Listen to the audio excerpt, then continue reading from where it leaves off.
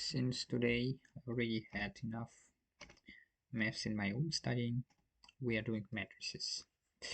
And nothing fancy, just matrix arithmetics.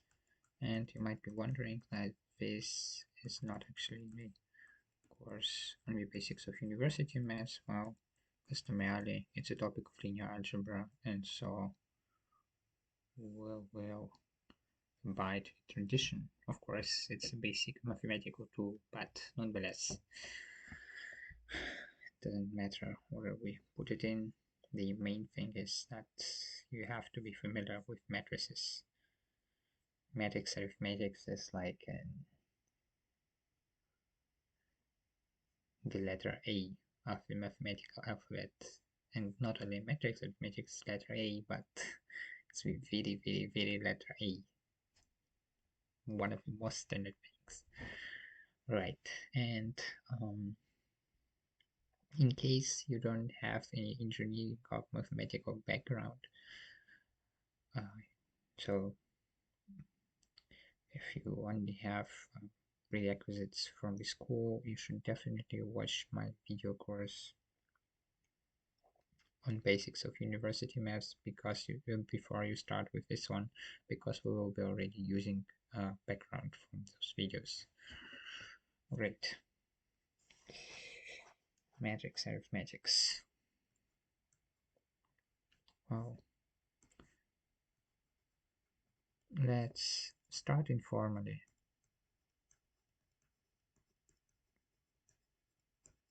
Informal intuition about matrices.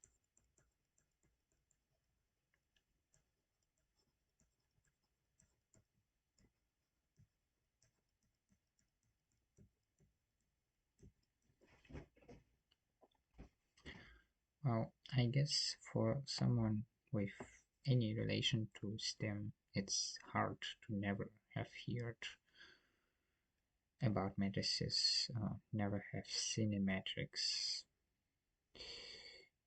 But I'll start very informally. Matrix is, for what it's worth, just a square table of, you could think numbers, you could think just some objects.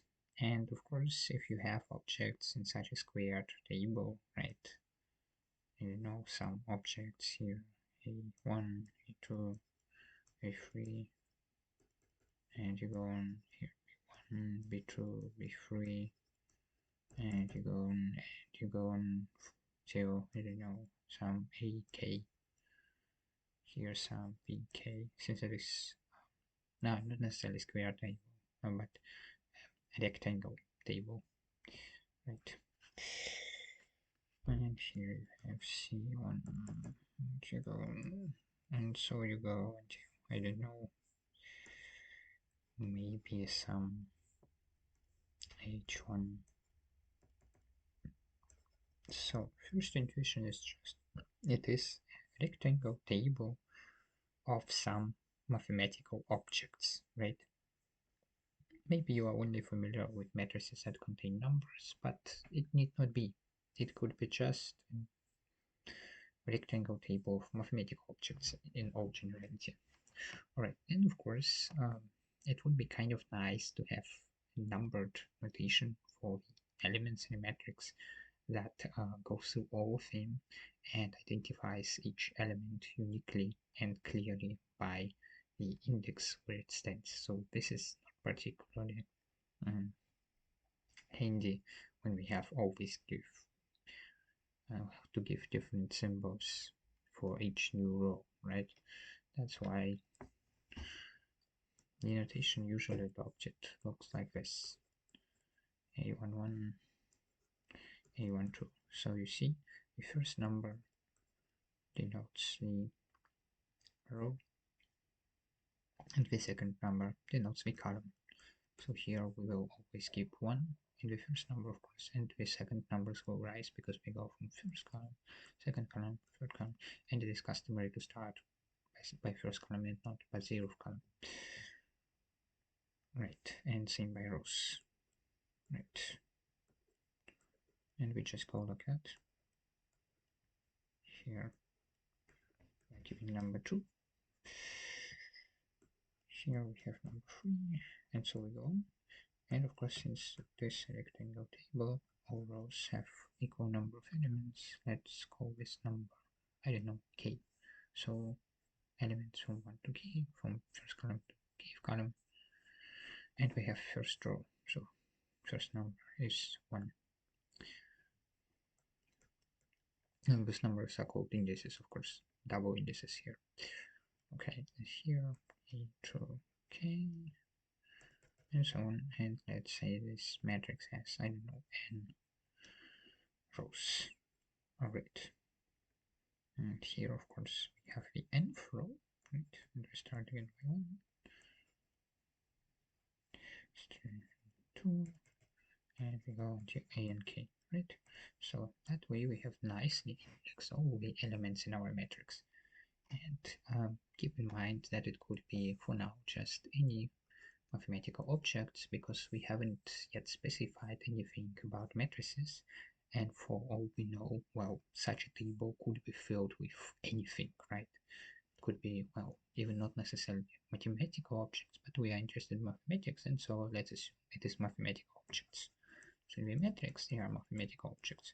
And for now, that could be just any objects, because for such little conditions on matrices, or such little properties assumed, well, we could fill such a table with anything, right? No problem with that.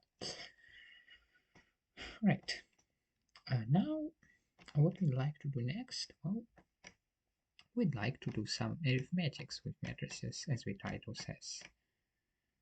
And for that, now, what does it mean, arithmetic with matrices? Well, just recall numbers. We just think of numbers, and we have, by numbers, we can usually add them, right? Something comes out. And we can theoretically multiply them, something comes out. Think, for example, of real numbers. Right. Well, of course, it is very self-suggestive how we could define addition for matrices if we would fill those matrices with numbers. So just imagine it as all numbers, and of course we could just add entry-wise because of this number. If we just imagine in our matrix B11, B12, and so on, and now imagine this matrix is same size, right? Then we have exactly the same number of elements, and the we can kind of think that the numbers that are in the same position should interact. And what is interaction in our case? We want addition. Alright, that is for numbers, but since we are doing abstract mathematics, the restriction to numbers would be kind of lame, right? Much more interesting it is to just take any objects that we could add, right? Whatever add means. So just, and you could think about what addition is in general, and if you think about it very generally, then it is just a map. It is just a map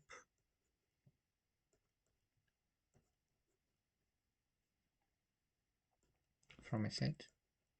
That's Cartesian product, right? And this is map notation. This map goes from this Cartesian product to n, and this map just before does before, and this is not for multiplication. This is kind of pseudo addition, but actually it's just such a map first. Nothing else is assumed. And this is a set M, right? M cross M goes to M again, and this assigns to it. And this is called an operation. Such a map generally is called operation.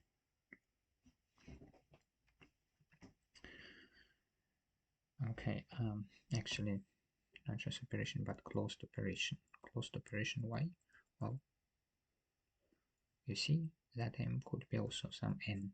Some n, what I mean by n, some n unequal m. But we go to m, and that is, it is closed. That is, we take elements from m, and the result of the operation is again in m. And so if the set in which we land by applying the operation is same set from which the elements that are connected by the operation, then this operation is called closed operation. So most general operation would be, let's call it, I don't know, something like that. And it's not a bigger sign, it's an operation that goes to some n. And this is just sets, right? This is the most general definition of operation. And of course, addition is not just any operation, right? Addition has certain properties. Addition does not just, for example, if we take real number, this is true, not just some real number. This is a real number having certain properties. For example, this real number is equal to b plus a. That is, we could also interpret this as a property of addition itself, not of a number. This number is of course equal to this number. We know that this is the same in the real numbers, but we could interpret that as property of addition itself. And you probably also recall that if we first add that, and with parentheses I mean with we first add that and then add that to the result, then of course the familiar property is that. So this is the same number, but we could also regard it as property of addition, right? And now recall where we have seen that, of course, by logical statements and by sets. That is commutativity, that is associativity of our addition.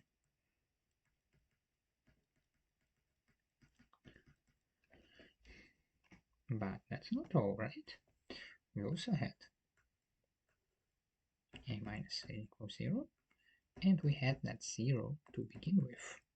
I mean now, in R. In this situation, we are in R, generally.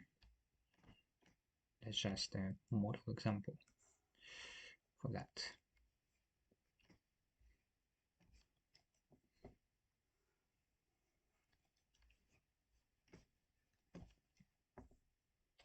Alright, and so for general operation, it would be kind of not that interesting. There would be not that much structure if we just didn't regard and didn't require anything from this operation. If it would be just an operation, well, it is just too general.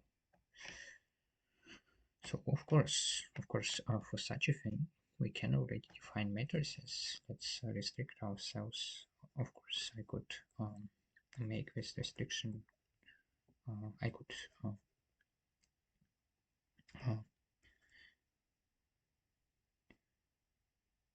I could eliminate this restriction. We could consider general matrices, but just for the purpose of example, of course, and clarity for such a thing, we could define such thing, right? And that is just some and I call it, of course I can call it, if I want to refer to all of it at once, and I call it that, and it is element of m, and I'm referring to this mathematical structure, right? I could just take from this m these elements, right, into a matrix, and another matrix with elements from this set, right? And I could apply this operation. That would give me, of course, how do we apply what is self-suggestive? How do we apply an operation by two matrices when an operation is defined for the entries? Because if we just forget those numbers, let's forget them for a second. And of course, we just have two such pseudo numbers, or actually general elements of the set on which the operation is defined. So we just do it for this entry, and we obtain that. Right? Very simple. And we do same with other entries. We could define that. No problem with that. Matrices could be defined very general sets where there is this operation. But we even said that matrices could be defined for general mathematical objects at all, with no operation. But what is the advantage of such a definition? Well, the advantage of such a definition is that we utilize the operation. So our matrices already have more power. We can make some arithmetics with them, but it is a pretty poor arithmetics because, well, our operation doesn't have any properties, so we can't say much create much mathematical theorems about such a situation, right? Because we basically don't know anything about this operation, and hence the structure is very poor, right? So here, of course, same. So for now, about this operation, nothing was assumed. Well, in truth, we'd like to consider, in general mathematics, we'd like to consider operations that have at least those properties. Then we define the operation applied to matrices in that way. Or we could define operation applied to matrices in that way. But of course, we also could define it in this more general setting, and for some problems it might be a good thing. Don't know. But okay, let's consider those more general properties. Oh, not more general, but those, on the contrary, restrictive properties that, on the other hand, give our operation, when an operation possesses them, structural wealth, right? We just take exactly this model example and we want to have the same for our operation in the set. And a set where an operation has properties that are similar to those of addition in real numbers, namely those listed here, is called a group. And what similar means, well, you'll see in a second. Of course, I could just say, well, look the definition of a group up in my video on basics for linear maps, but I won't do that. But we won't also spend that much time by definition, because I'm already assuming we have watched basics of university maths, and then you should have some familiarity with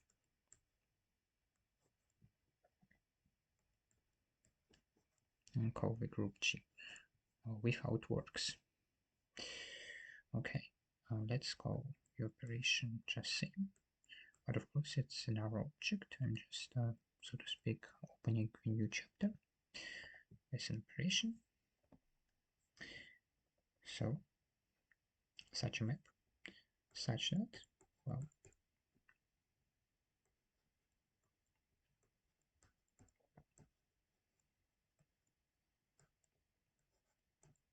recall the quantifiers, right?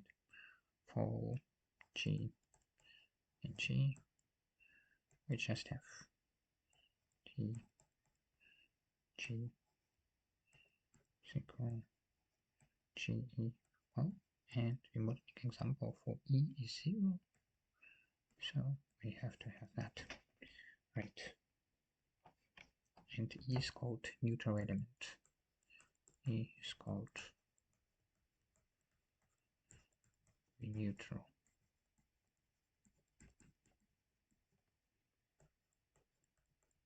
element of a group G. Alright, this is our first property. Now another thing,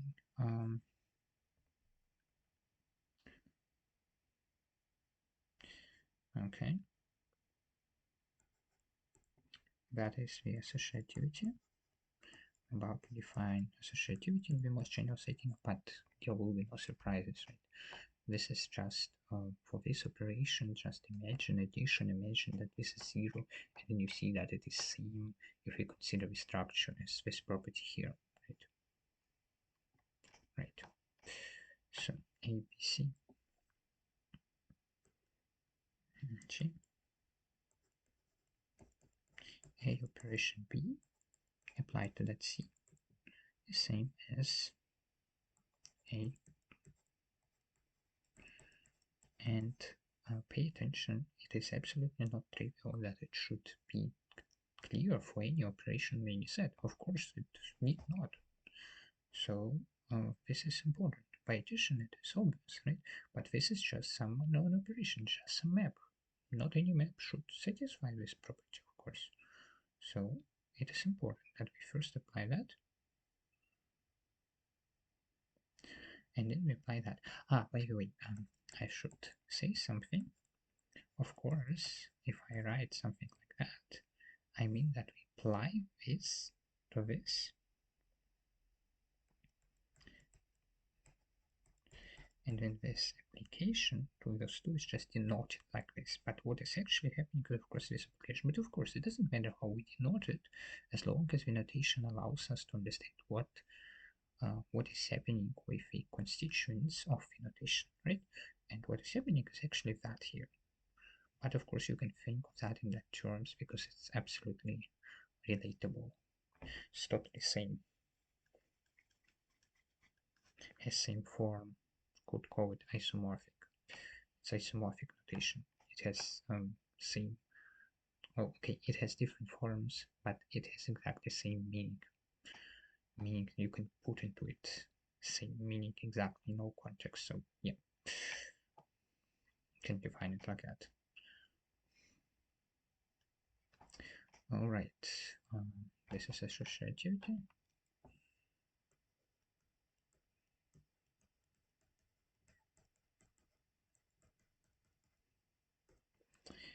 In general, we actually do not assume commutativity, but we will assume commutativity. But it is not in the definition of group. Okay, and then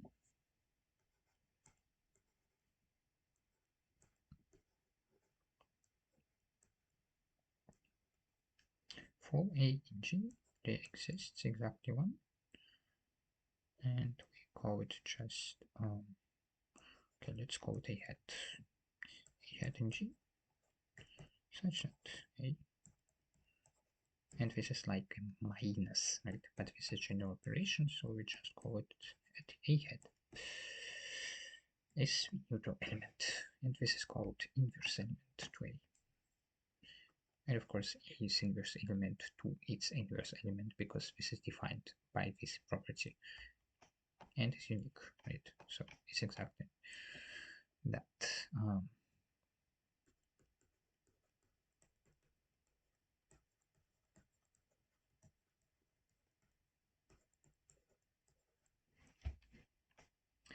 All right, this defines a group.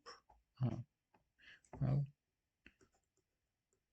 as you can guess, commutative group is a group for which commutativity holds, but definition, abelian group.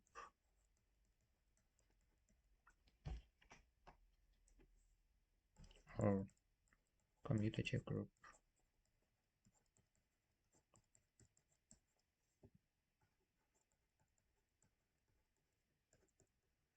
is a group G, and that is how we denote the group with its operation, right? Just this tuple. It's a group G star, such that, well, commutativity holds, nothing else.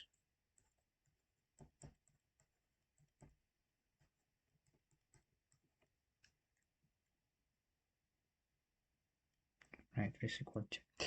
All right, we have defined commutative group, and over that thing, it is already more interesting to define matrices, right? Okay, now we define a property. Definition.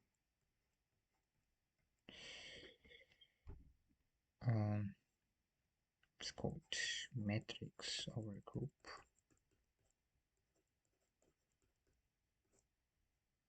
This is how it is called over group. And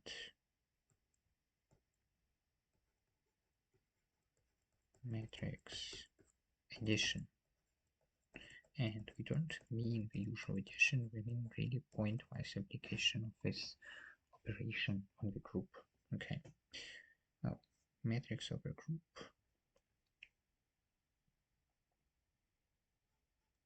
A matrix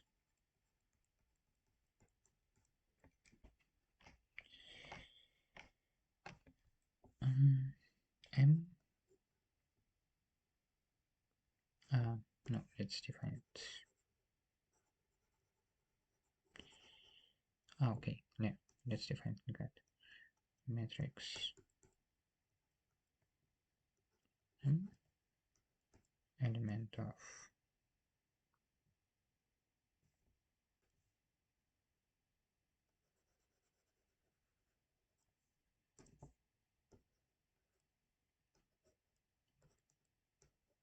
plus K.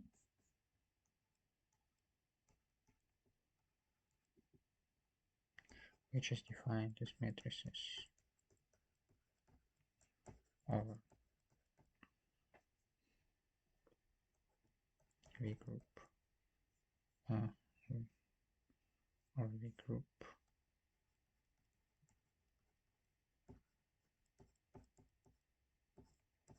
okay, let's note it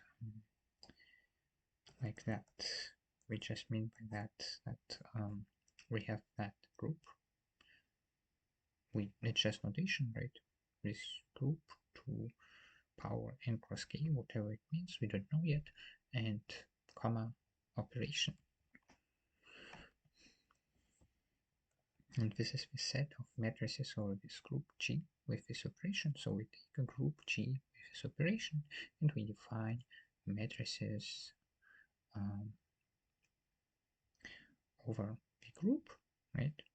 And we define for this set of matrices over the group that we will define right now, right? We define that it has this notation, right? So that we will define now, and we have already defined that after we have defined it, we will denote it like this, right? Okay. Is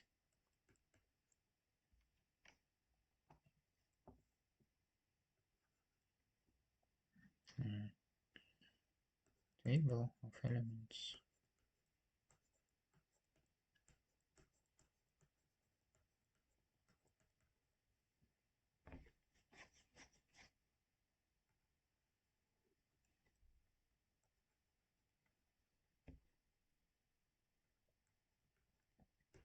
one, and now you see y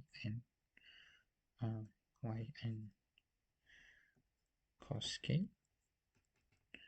That just means that this matrix has those dimensions, right?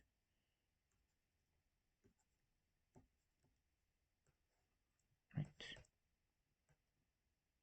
And this is, yes, it's a table of elements like that with, of course, MG for all. And this is, by the way, how you write it by writing sometimes the quantifiers. You just write it afterwards, just mimicking the natural language way of speaking. Well, that it holds for all IG. Okay, I have to write it properly. That's okay. Never mind. I then yes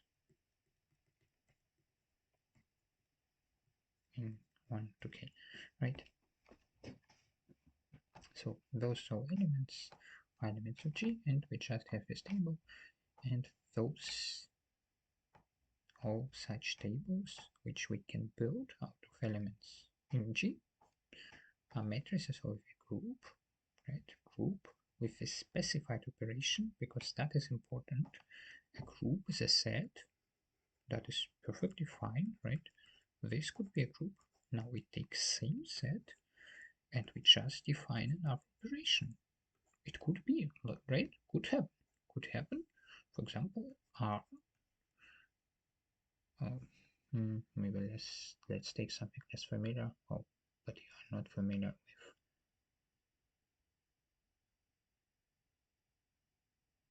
Okay. Let's take integers. It is a group with addition, right? Neutral element 0, and the inverse element is -a, right? And we could define an integer multiplication. Then it is not a group, but it is some set, and that is why it is important that we specify our operation. we said we will be important. It's another tier type of algebraic structure. That's namely a ring without inverse elements. So, all right. I mean, okay, that's another half of a ring. That's one half of a ring. That's another half of a ring. But in the structure sense, a half. So don't think about it too hard. I just wanted to emphasize that we have to specify the operation, because one set does not automatically come with an operation. Even such a set as Z, we could think of Z like that. We could think of Z like that. Of course, there's only one. There is one most customary way to think of Z as a group, but generally, like if you take any set, you could even have that it is a group, right? That it is a group with that, and it is a group with that. Could happen, right? All right. Let's say informal tuition was finished here somewhere.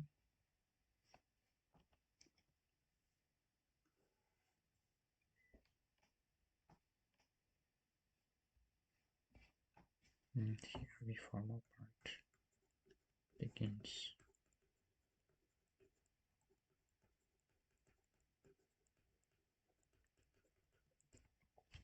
Okay, I just wanted to say that we have to think of a group without its operation. It's not just a set, it is a set with an operation. Of course, having cross properties, but I mean, keep the operation in mind. That will be important. So, and we denote this set of matrices like this, but sometimes when we already keep the operation that we think of in mind, we'll also write this. Alright, now we wanted to define matrix addition.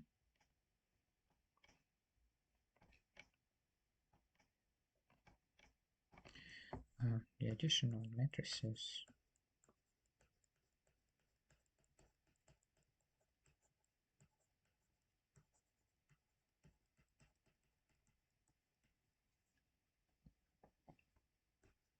G K star, right? And the set of those matrices that are matrices over this group, and the group understood with this operation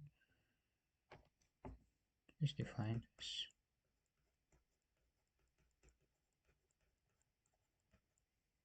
addition. Okay, I don't mean addition, but it's customarily called addition if we refer to a definition of an operation in such a way like we will define it now, and this operation is defined for matrices having elements of a group with a specified operation, then we will call it addition. And what addition now is, well, we'll see now. Let's just cross.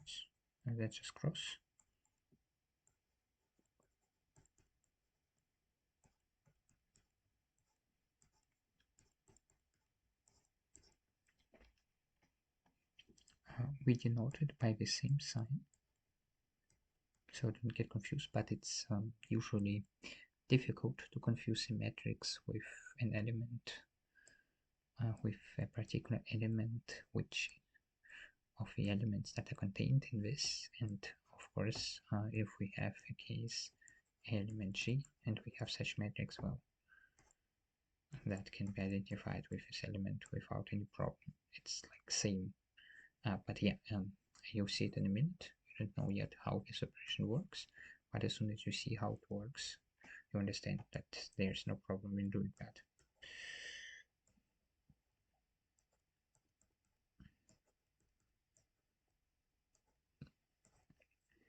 Alright, it's same, just this set that we took. I mean, it's same, it's a closed operation. It's an operation that takes two matrices. Right, set of all matrices in cross K over G, set of all matrices in cross K over G. So this will be an ordered pair of such matrices, and it is mapped to some matrix M star n. So this structure we already know, that's a structure of closed operation. And how do we define it concretely? Well,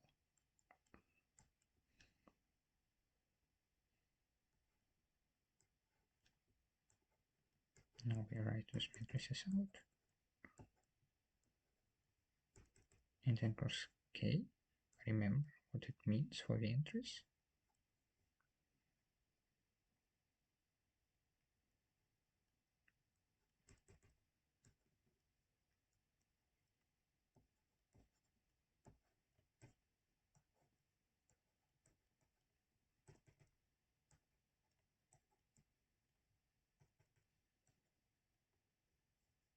Okay, N is not necessarily a good choice because I have also N here. Well, let's go with until the names don't matter, right? When the structure matters.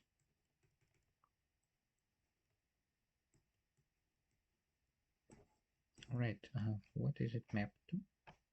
Well, that pair is mapped, so, wow, what would you guess?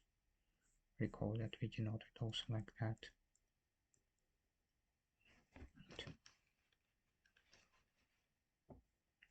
I mean, like that, like if we have two numbers, and we denote, or not two numbers, two elements, and we denote it like that. And same, of course, applies to matrices. Well, what comes out is, of course, entry-wise application of the operation.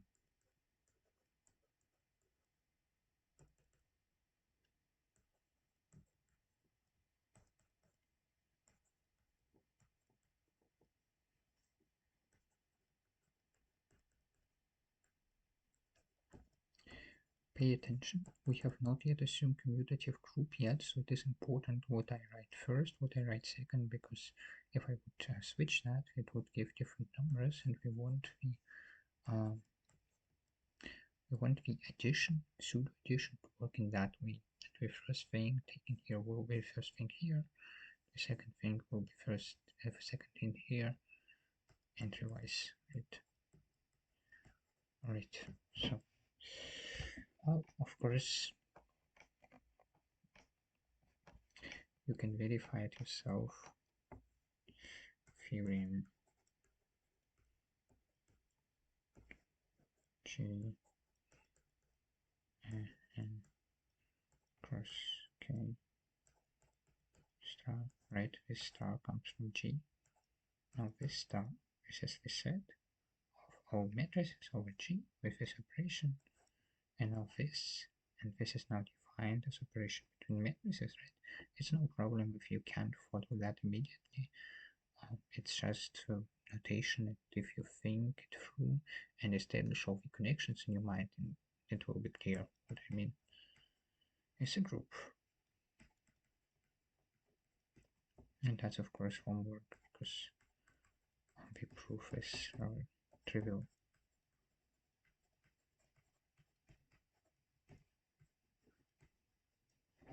Well, what do you have to establish that it is a group?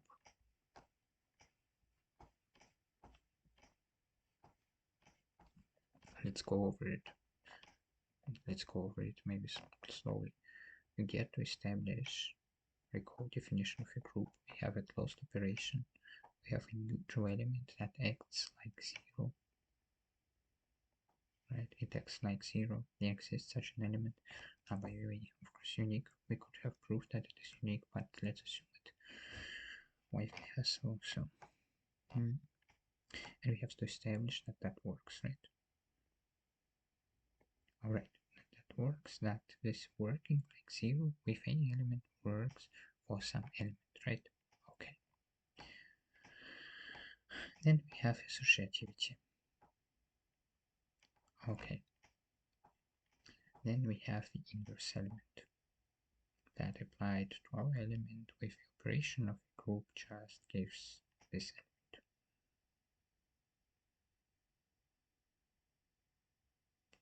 element. Okay. Okay. Okay. Now we have to establish it for our group. Our group where we take matrices as elements, we have to establish for matrices that. Okay, let's think. And the application is just application that we take a matrix, take this our matrix, and we write between them that operation and we apply operation entry-wise, meaning we take first entry of the first matrix, second entry of the second matrix, applied within the operation of the group. Right? Then we go to the second entry, do same thing, take second entry of this matrix, second entry of this matrix, apply the operation of the group. Right? And pay attention, it's denoted same for application when matrices are connected with the operation and when elements of the group G are connected by the operation, right? And then you have to think, what is the neutral element? Well, you can think about what the neutral element is.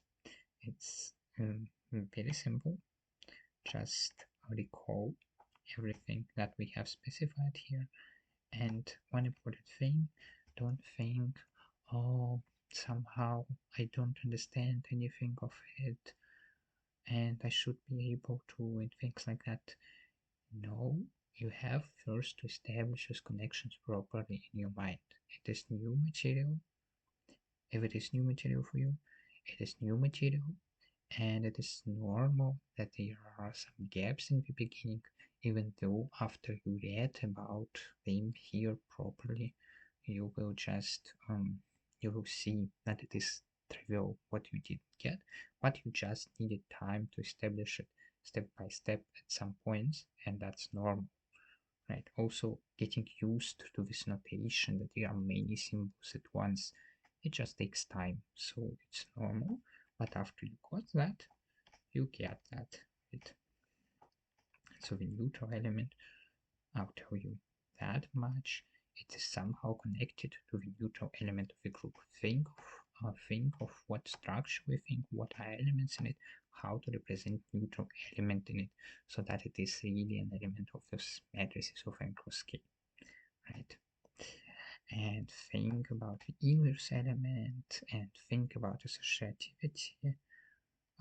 It is not hard, but yeah, you will notice when you get to doing that, you will notice that it seems pretty understandable when I explain it superficially, or maybe it doesn't, but at least in some places it does, and then you will understand that, wow, here and here I missed a thing, and this thing was crucial. I should have looked at that, and things like that.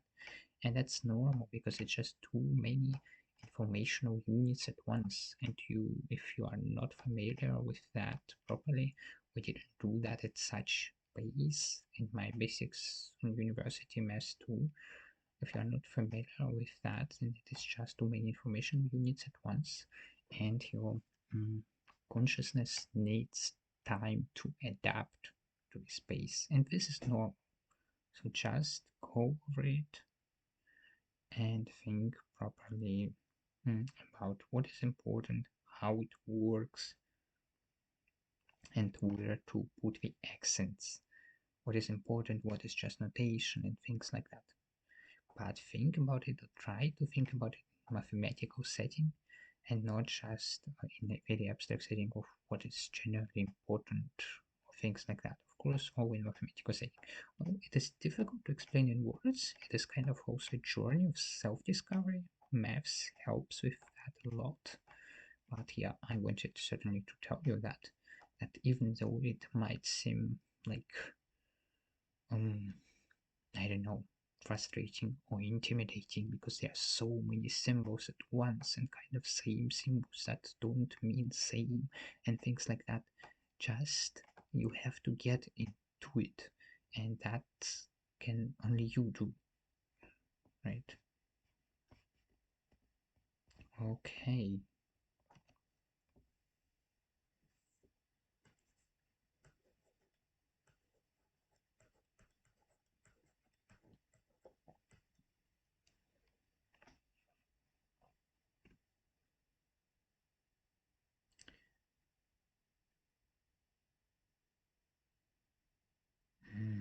Maybe I should do it for you.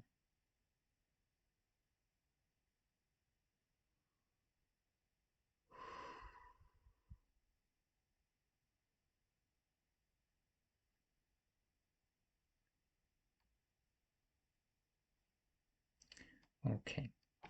I'll do it for you, but I'll only do it after introducing some notation definition. Entry-wise matrix notation.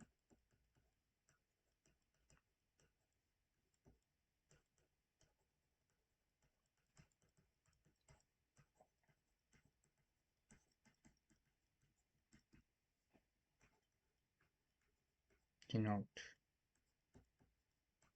matrix.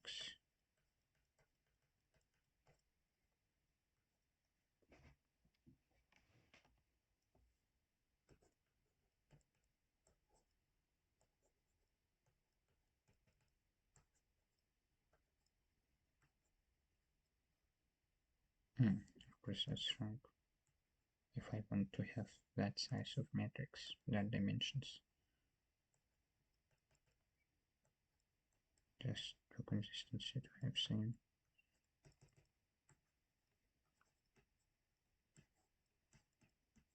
Okay.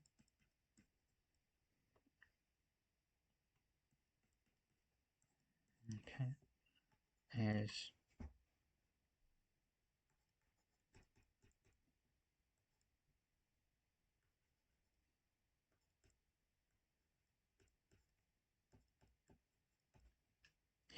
this is just you might be surprised about V-doubling. V-doubling is just because in more general settings it could be that there are multiple indices and we go over in some sense, not necessarily in sense of counting, of going through like in a matrix, but in some sense we could go over other indices here. That's why this denoted doubly.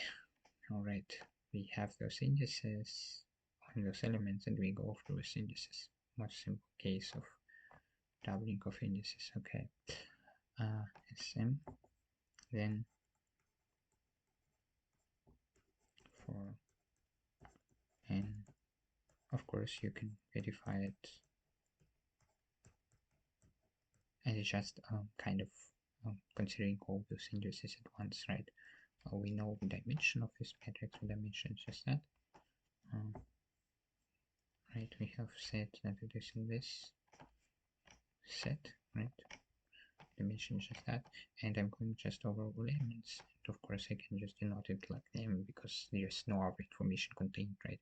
Just ij assumed to go over all the number pairs that give exactly those double indices from 1 1 to k. Alright, and same for n, of course same set.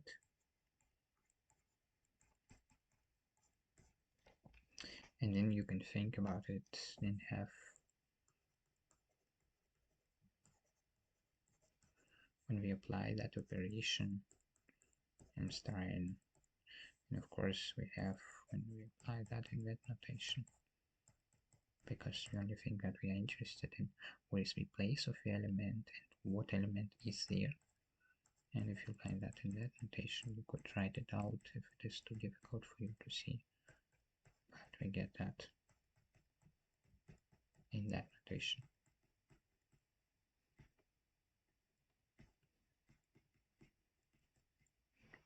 Right, we get exactly that because it's just entry-wise application by definition. So, and then let me do the proof.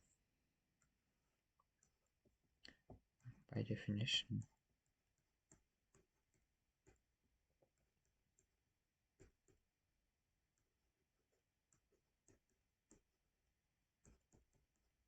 right, we have defined this operation to be exactly that. So it is closed by definition. We have defined it to go there to that set. Is closed because we take elements from that set, just we have defined that operation like that, and we end up in the set. We have defined it as map with this domain, this target space, so that is given. For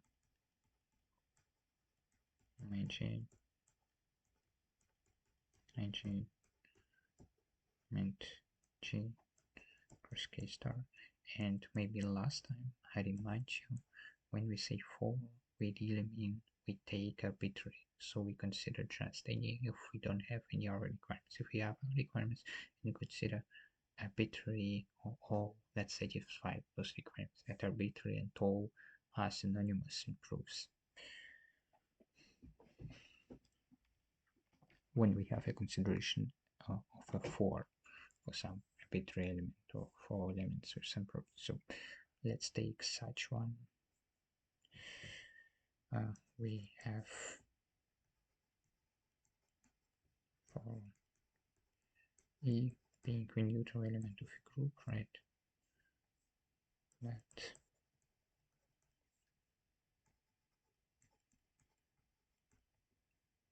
imagine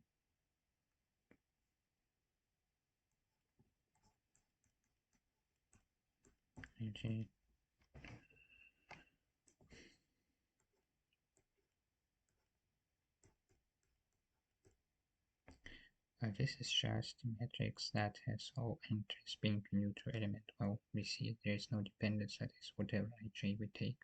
This is just the neutral element of a group, right? And of course, this is just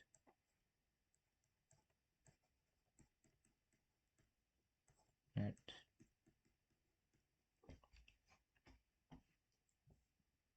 and this is that, and this shows that we have neutral element in this group, right? Because this is the action of a neutral element to leave it invariant, right?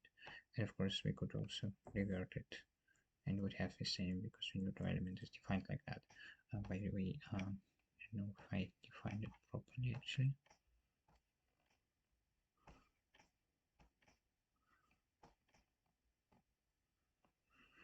Group. Yes, I defined it for both, right? Because we have not necessarily commutative group, but here we want commutativity, right? So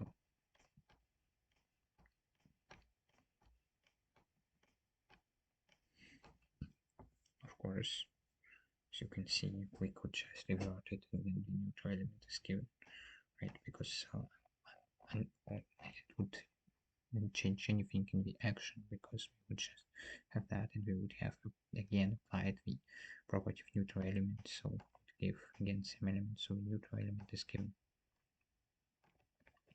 Now associativity.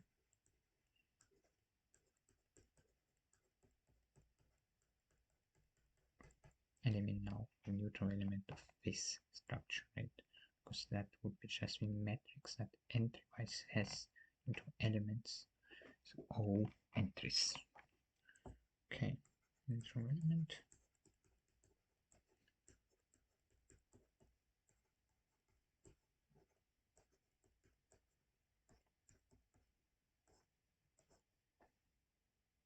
Okay, without operation. Of course, that operation, but that's clear because we only considered that till now, right? Okay.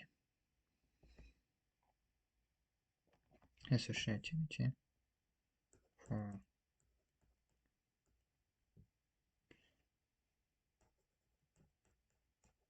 G, G, IG, IG, okay, IG, IG, F. Well, of course, again, we use the associativity of our underlying group over which the matrices are defined.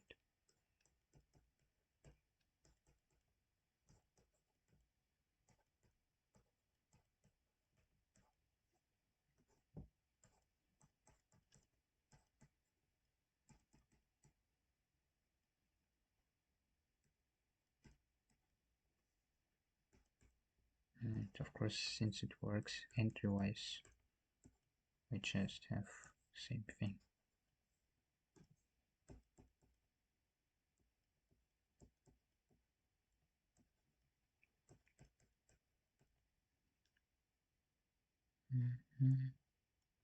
That is not matrix, right? Just by definition of the operation.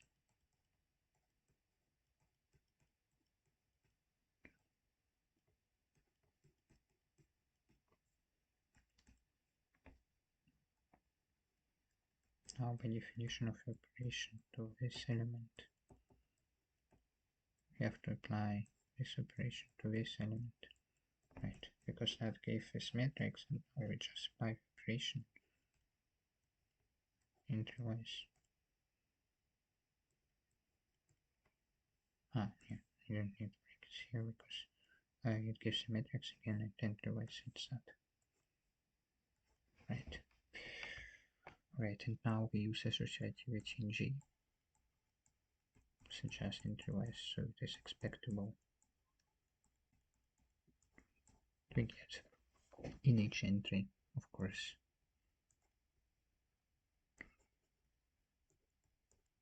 Now we use associativity, so we get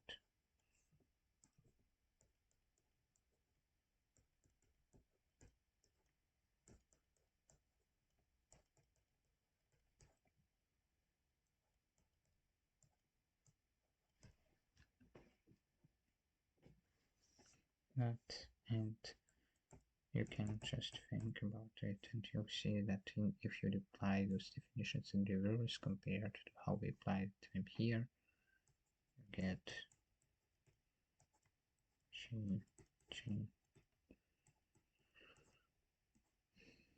NIG. You see, this proof is just okay. I know it is important for you to see such things, right? To just collect that in your mind, all those little manipulations, to get used to that. But yeah, writing that down is such a hassle if you really see that through. It is just like that. You can't hide that. Okay. Homework. Do the inverse element just like by the neutral element. Do the inverse element yourself.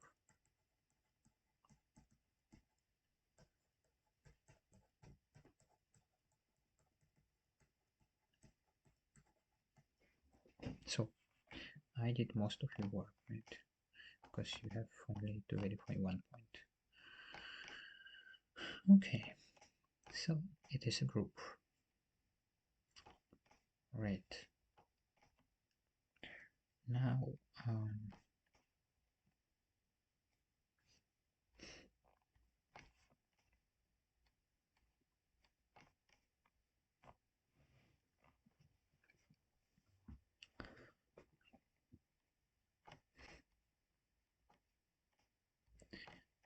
now we have dealt with that, and let's go on. And next up is motivation, matrix multiplication.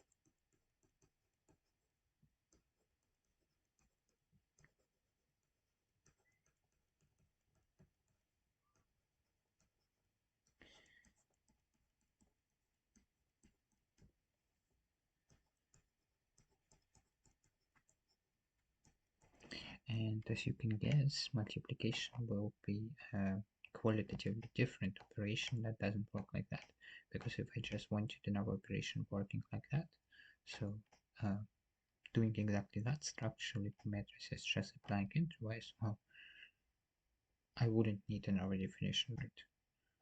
So in real numbers, you can already guess that matrix multiplication would be not just interwise multiplication. That is now real numbers with plus and multiplication, but matrix multiplication would not be just this thing for real number matrices, right? That's something else. But of course, this is valid because R with multiplication is a group, and you're perfectly fine. You can define that. But this would be still matrix addition, kind of counterintuitive maybe, right? But it is matrix addition just by way of structure. So this does not mean, it doesn't have anything to do with addition per se. It has only to do with this generalized version of addition, and here multiplication would be generalized version of addition as well, right? Very simple. We just have same here with less abstract thing with usual multiplication. All right.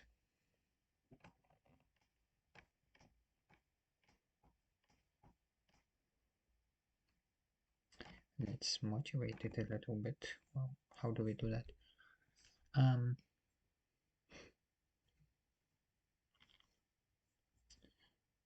First, let's recall multiplication.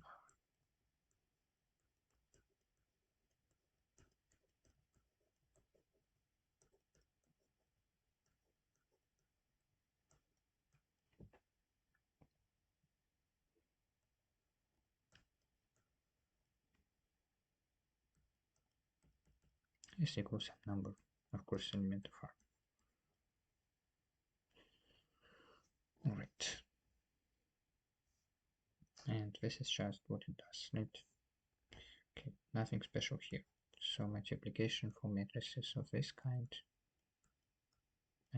matrices of a kind, well, in this particular example, R11, engineer done G11 for now. Defined like that, it is kind of matrix addition because, well, this is the prescription for matrix addition, right? And III.I application of operation. There, for the operation of multiplication, it would be conflated, but the usual multiplication of numbers is also matrix multiplication. So here is addition, addition defined for multiplication, and multiplication defined based on multiplication is kind of same thing. Okay. Now let's just think of, let me think.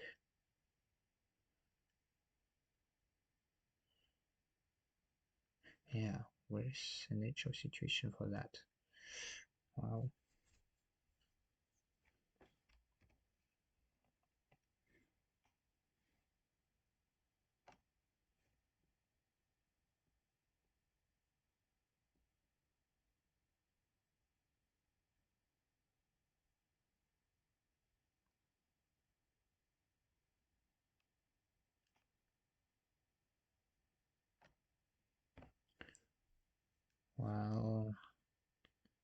I don't know. Maybe some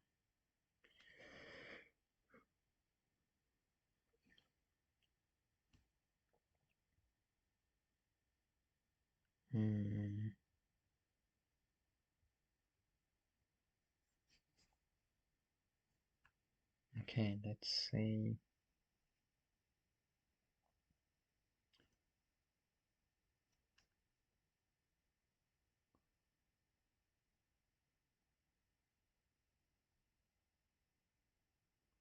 we would have, I don't know, some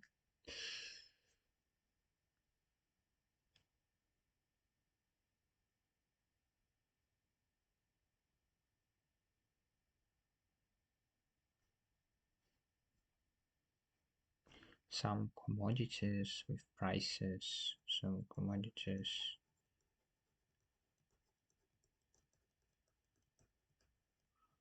with prices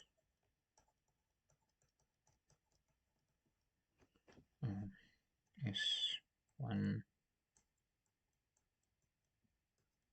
2, Sn, and we'd like to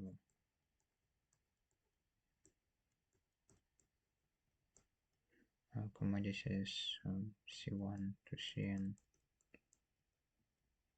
So that's n commodities, maybe of different sorts. We have their respective prices as 1 to Sn, and we'd like to buy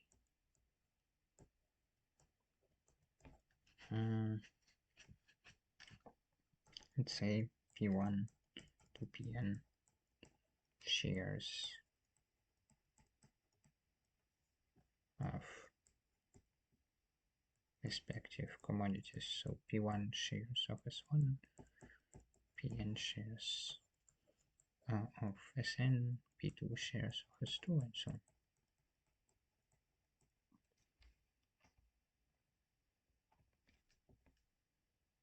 How do we compute the required total money?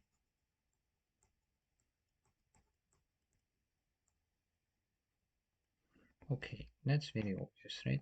We just have to sum it up. This one, P1, total money. Let's call the total money that is required. I don't know, maybe call it him. And it's not matrix informal, but of course it's just total money. Well, we have to multiply this price by the number of shares, right? So one share costs price per share. I should specify it, of course, it is clear, but I should specify that for total completeness. Price per share. If you want to have that many shares, and this is just real numbers, of course, but we don't even need to think about it, we just need to think. But in some numbers, of course real numbers, but could be even, I don't know, natural numbers if you want.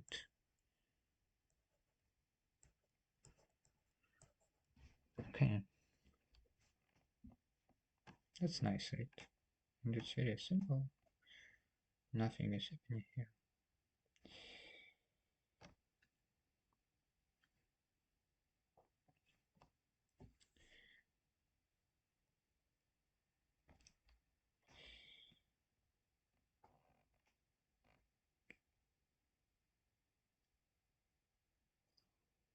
All right.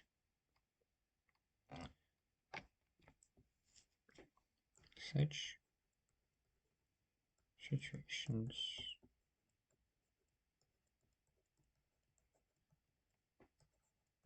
are quite common in applied mathematics.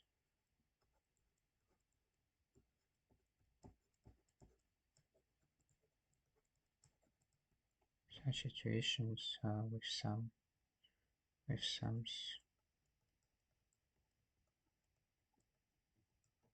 of products of this kind, where we have respective products pair index. Sums of products are quite common.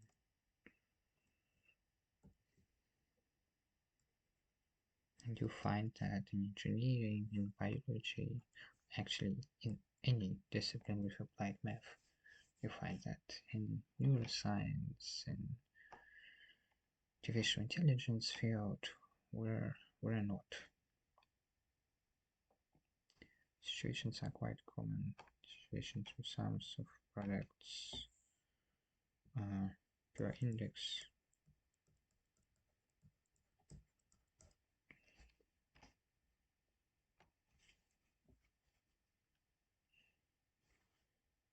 Hence, it suggests itself.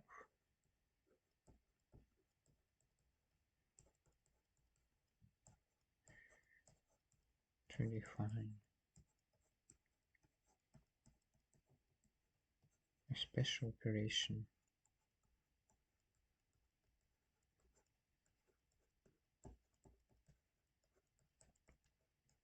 allowing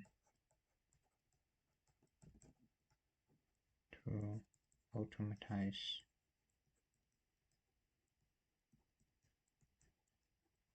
manipulations with such calculations.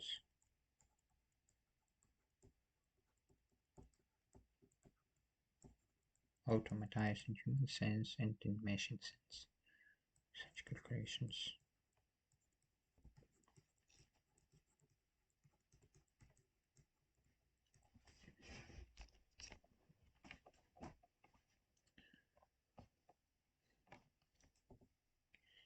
notice that this one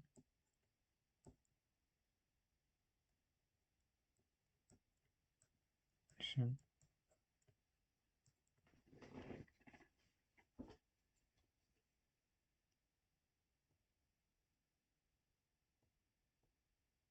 and we could write that like that and that like that. That's our choice, right? If you want to make a matrix out of that, can be seen as matrices.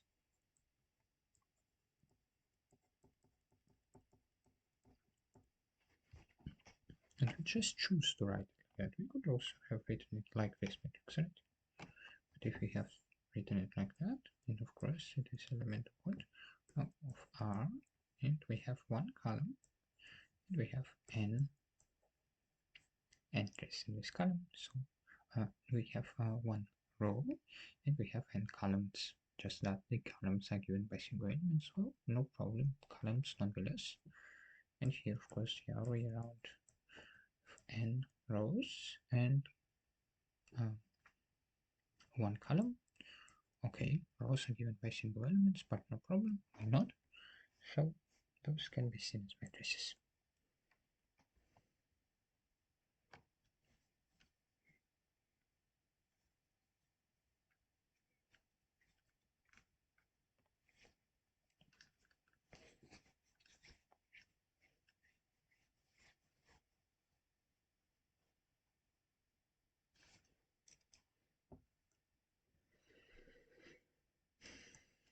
Then we define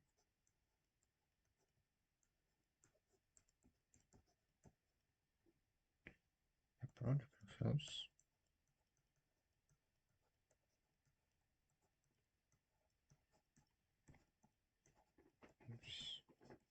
or of such generally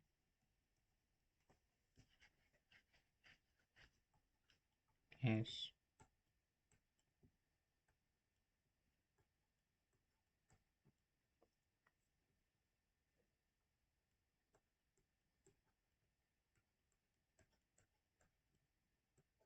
so.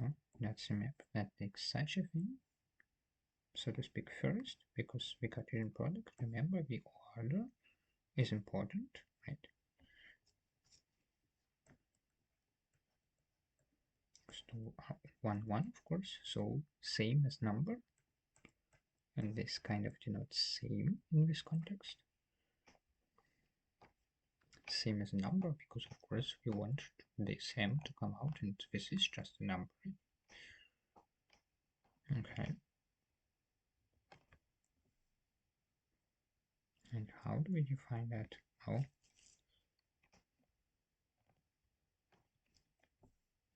of course, I'll just take those as example, but of course it is very concrete objects, prices and shares. So you could think they could only be numbers of certain kind, but let's think about it just like how this map is defined. And this map is defined as just exactly the sum.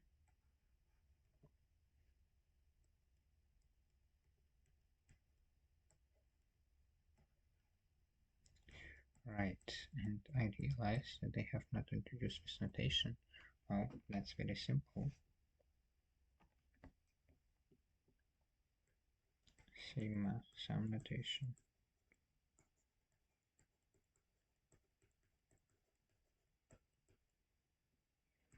Define for function. Let's call it map, because map is a one general notion. And we want to use one general notion here. Define for map f one. It's not called one. It's called just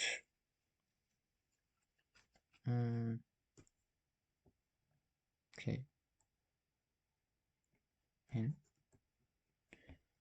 And what do I mean by the set? A subset of n. And by the set I mean by definition k, k plus 1, k plus 2, n. So in particular k is smaller than n. Actually smaller or equal n. If it is equal n, then we have just k equal n, and this contains one element k, which is equal to n, so we could also call it n. Right. And this is the map to your numbers. Alright, so for each such number, just numbers in such sequence, we choose real number, right? What the map does, and we could denote it like that, right? Why not? Of course, customarily denote it something like that.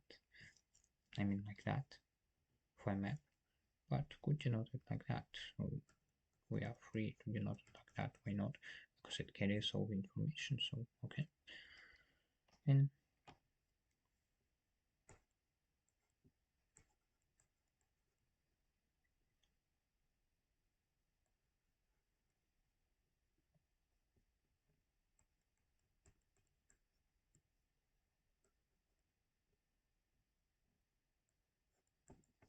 define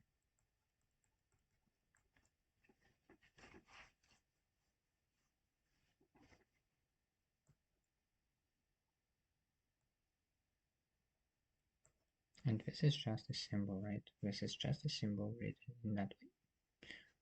But here, of course, we would write the general application of f. So we would actually write k. Ah, sorry. Not a k, of course. We want to go through with him. So this is I, and this is self-suggestive. That just means that we go through with him. We go through I becomes k, and I becomes k plus 1, and I becomes k plus 2, and I becomes everything, and that we just define as simply the sum k to f of n, right? If we take a simple example,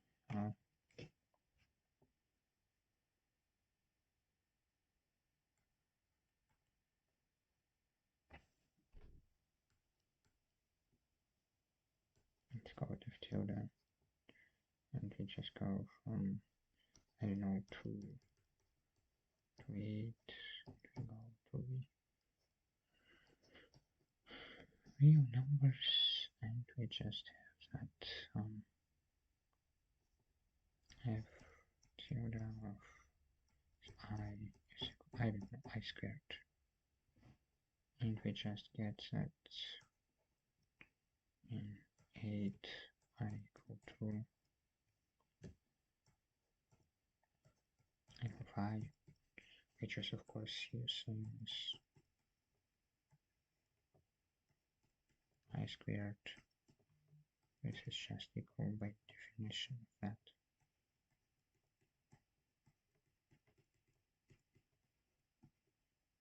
Very handy notation, right?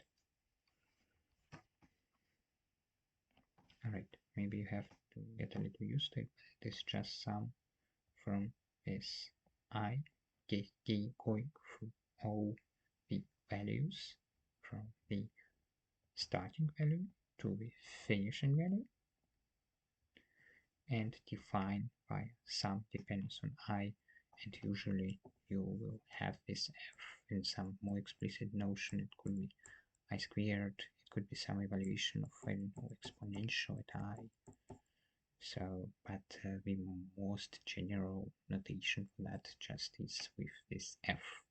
So you could consider that as such a function, and you would then summarize over such a function. Here, for example, it was just squared, right?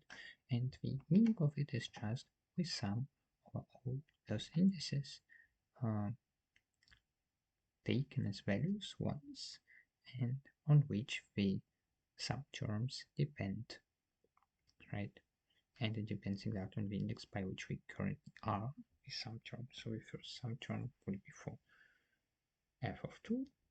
F is just dependent, so we do not necessarily need to always think about such a function. We don't need that. For example, here is usual case where, of course, this would be just our. So no one actually seriously thinks of functions in this cases, but it's just to put it into some setting with which you are already familiar after you have watched videos basics of university maths. Right. Okay, so we have that indentation, and here are just some things that are just defined like that. When you have I equal k, and you have anything here, but here you have just n smaller than k. For example, something like I equal 3 to 1, and you don't have any index to go over, not even this one. It's just defined to be 0. Defined to be 0. Okay.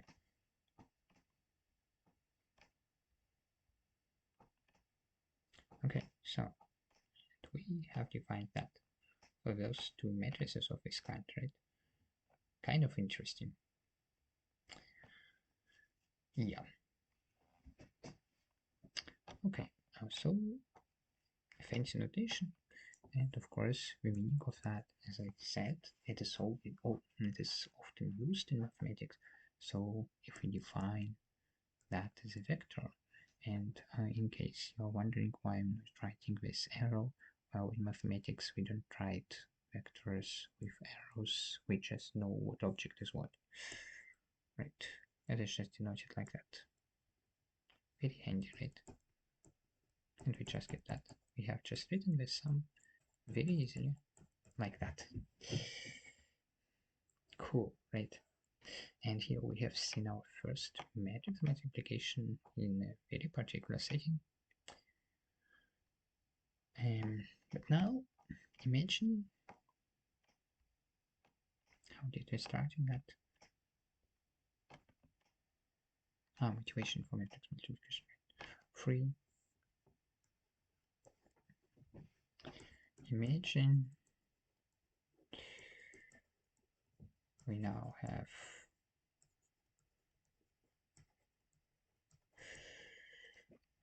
what dimensions did we have here? Okay. K buyers,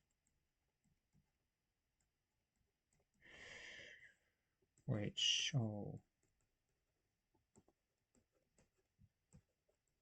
would like to buy different, perhaps different, maybe also same, perhaps different commodities.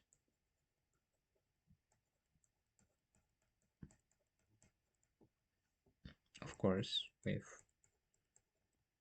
different wishes for numbers.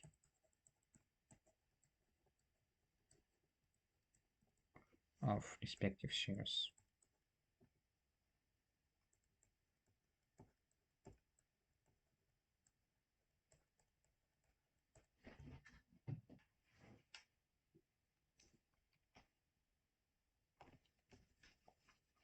But it so happens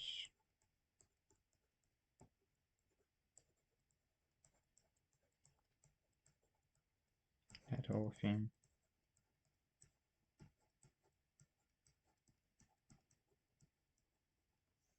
want to buy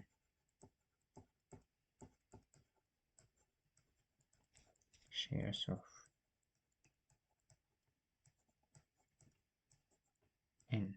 some commodities.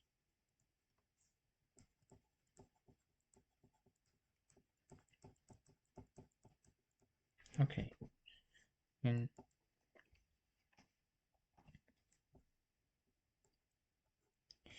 you are a bookkeeper.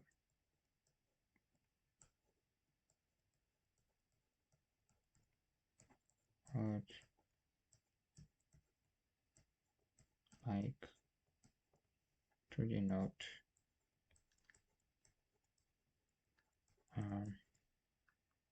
year respectively needed total money.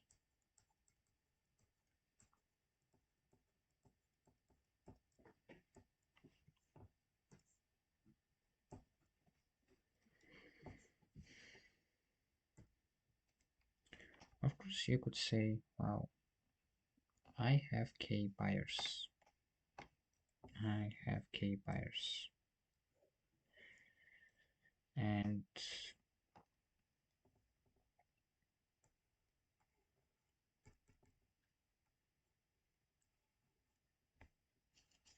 for each one of them, I do a following. I take the prices. This is prices for first buyer. I take the number of shares for first buyer. Okay, that's a vector.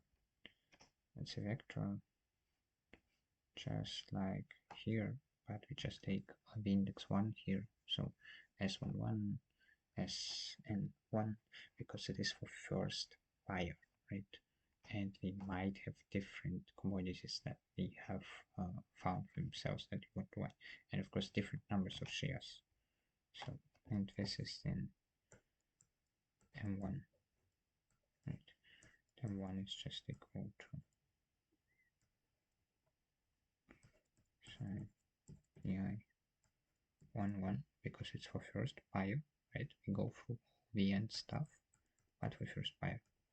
And you could say, wow, and I continue and I go and take for a second buyer.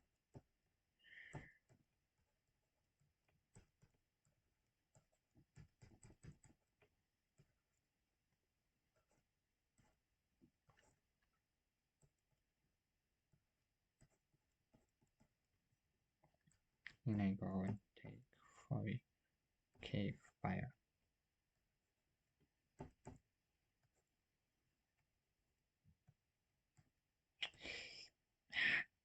Why is k equal to 3? Can I only count this until 3? And count to 3 really?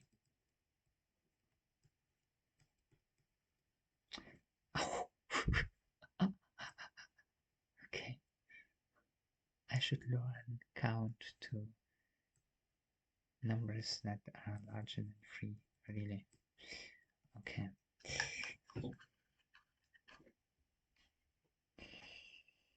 Okay, you could do that, certainly. But now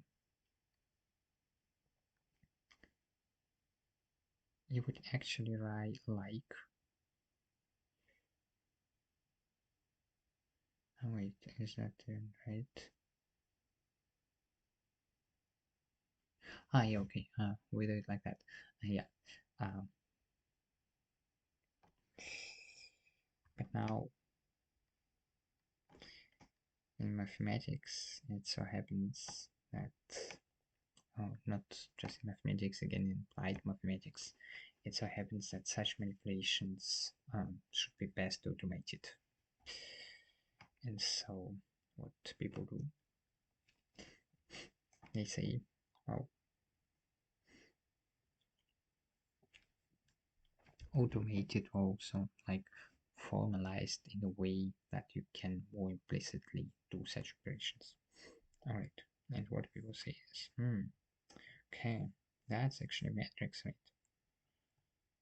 So we cannot be prices now in matrix, just like we did before, right? We have that's prices, right? They go to n.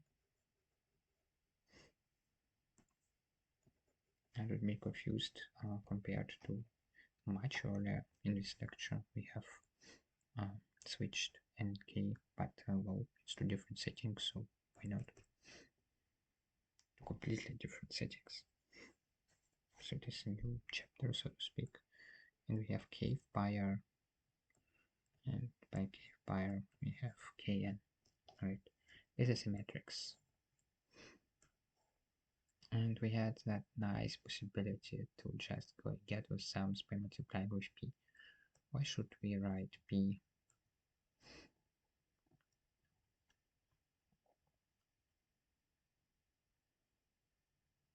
Actually, right, yes, exactly, that's what I wanted. Now, what we do, we write p's like that. Actually, no, we do not. What I'd like to have here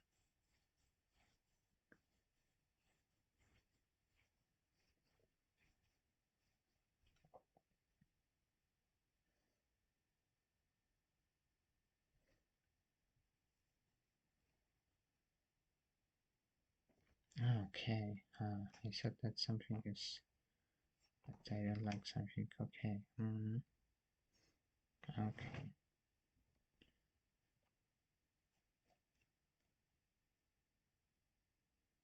That was the thing that I didn't like. Okay.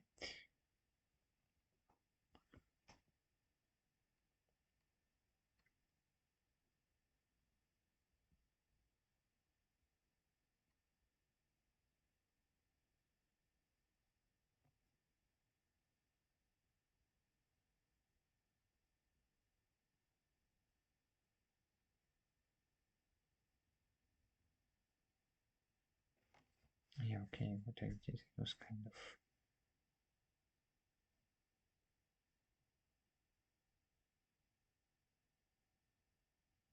I just took the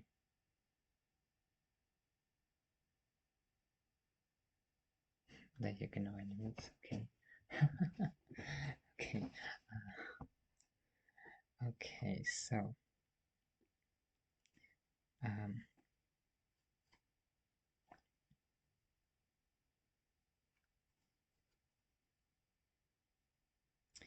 yeah, and now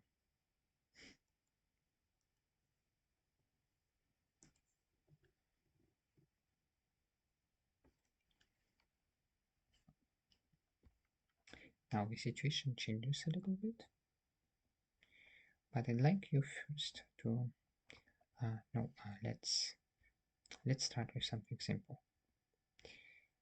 Let's start with something simple.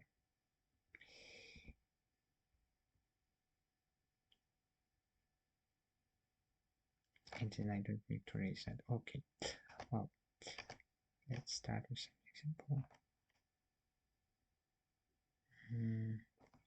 We say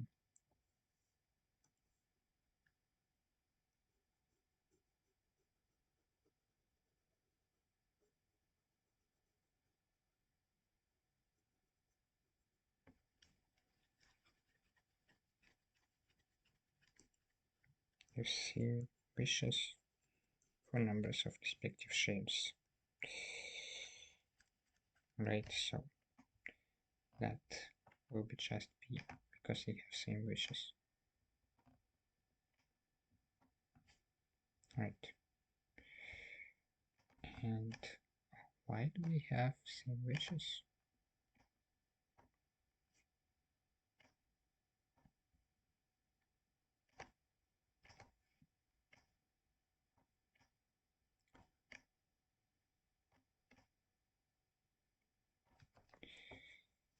Yeah, brothers.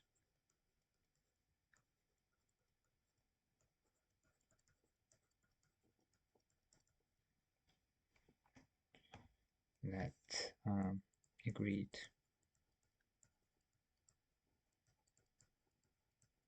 to same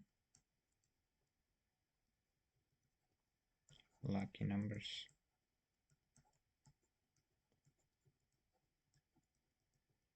That want different commodities.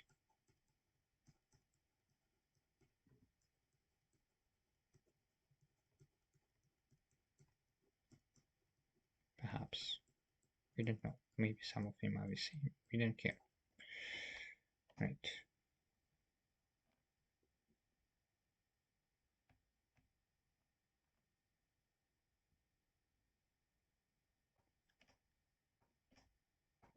Okay, so commodities are different and P is the same. Right, and that would be P1 to Pn. And here we have this one. Here we have S1, and here we have S Kn. Right. Then we introduce the following notation. We had such a wonderful thing with one buyer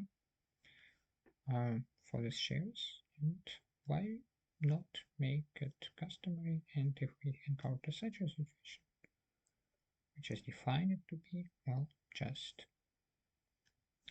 row-wise multiplication like we had here. That is just sum. Yes.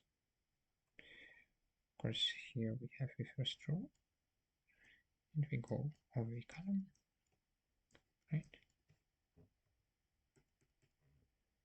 And we just write it here into this.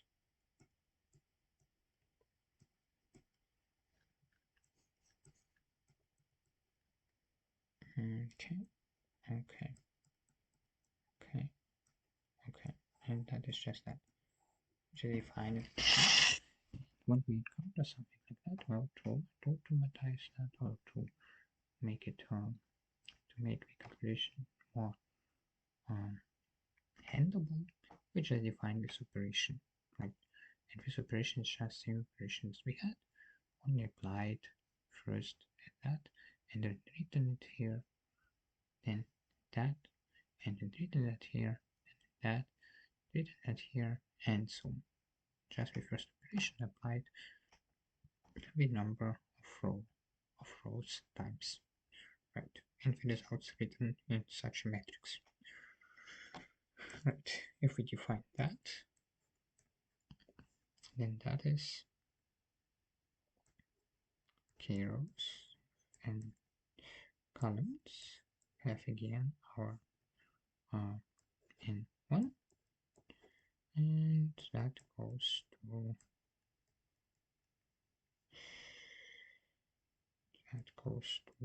That goes to k, because we have exactly k entries, right? We did it for k rows, so we have exactly k entries, because we did for first row, took one number, did it for second row, took one number, and so we did it k times. So we go and we have number of rows is in k, because it is the number of time we did that, and number of columns is of course 1, because it's just numbers, and just each row gave one number.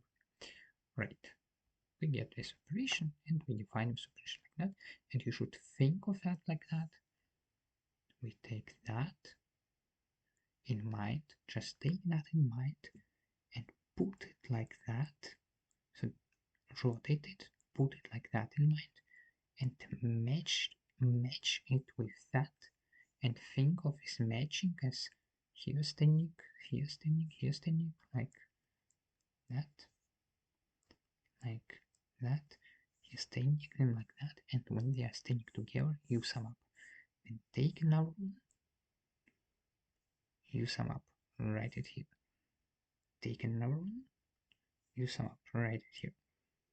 Take the last one, you sum up, write that here. Exactly like that. You rotate it in your mind, right? So that looks like that. Then you match it with the first one, you write it in here. You match it with the second one, write it in here, and so on until the last one. All right.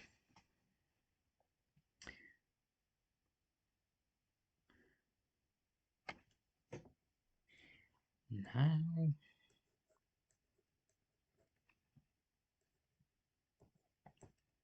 There came another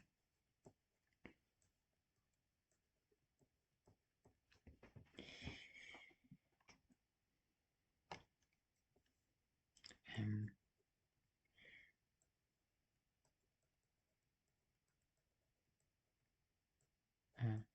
m-1 brotherhoods,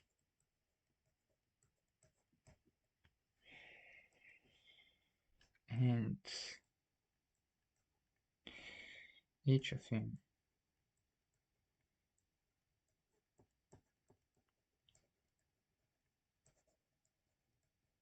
has same lucky numbers.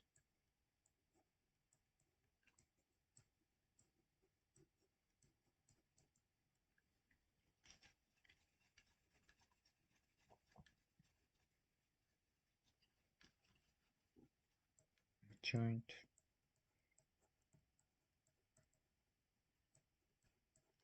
the first one. Uh,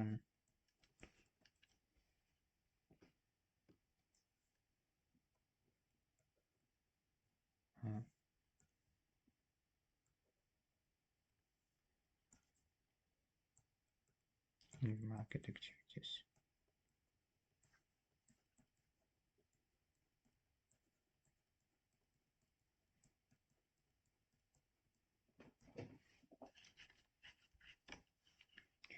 Has same has each of them has same lucky numbers among brothers in the respective neighborhood. Not neighborhood, brotherhood.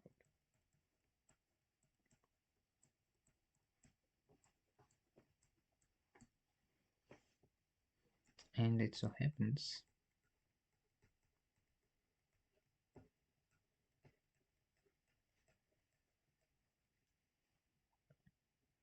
that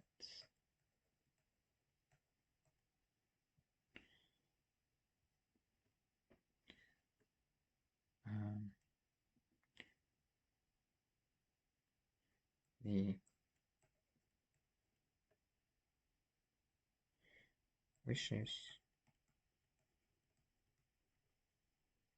concerning the commodities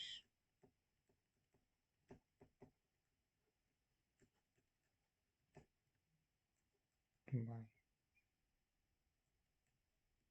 commodities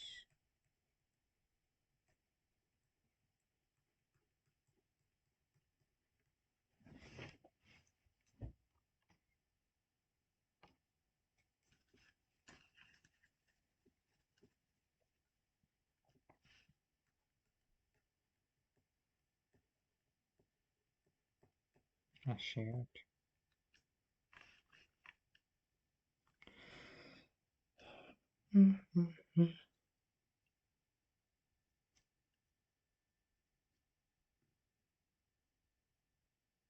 for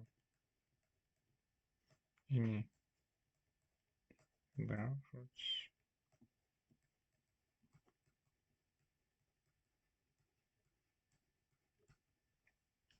meaning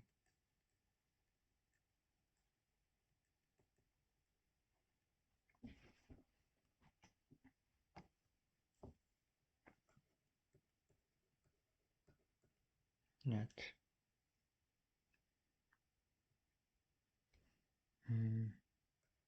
for him for each set commodities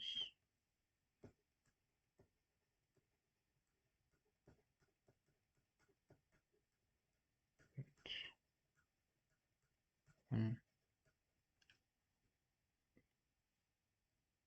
browse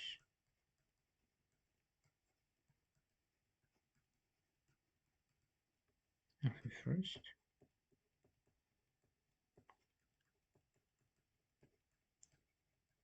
wishes to buy here is exactly one.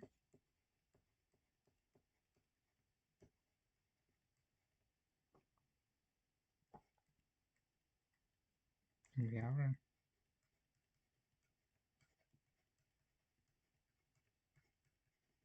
that wishes to buy same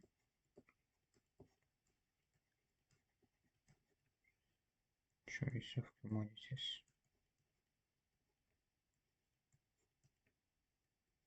and commodities, and it's always same because they all wish to buy exactly commodities every probably in every neighborhood, right?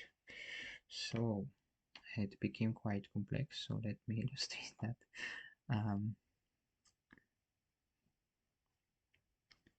So we have m brotherhoods. First brotherhood,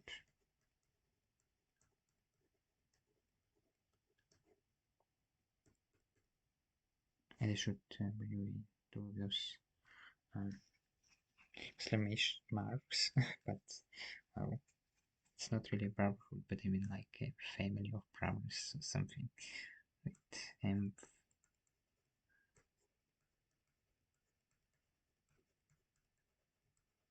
I mean really brothers, related brothers by blood. Okay.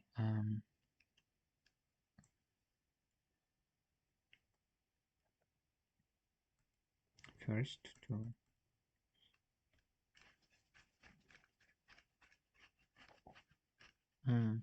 plus a number of cave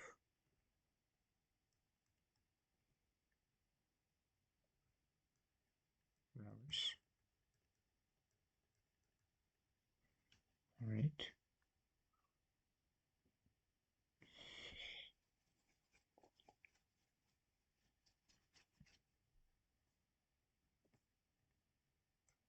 Okay, here brothers. Okay, that is brothers in eighth brotherhood. Okay, same wishes for commodities. So wished commodities are same, and I just denote their prices because we are only interested in prices, right? So who could be first? That is always one, one, one. So first brother will be first brotherhood owns most commodities. Second, first brother will be second name brotherhood owns those same commodities.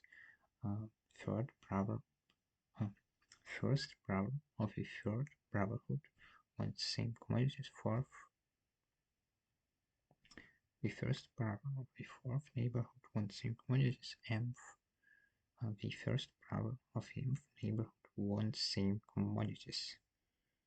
Same for the second brother of the first neighborhood wants same commodities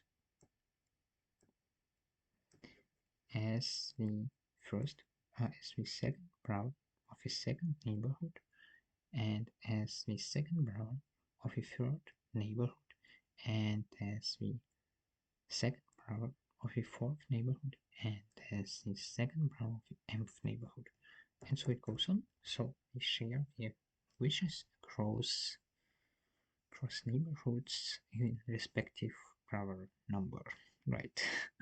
Okay, and they all, now that is commodities, and now lucky numbers.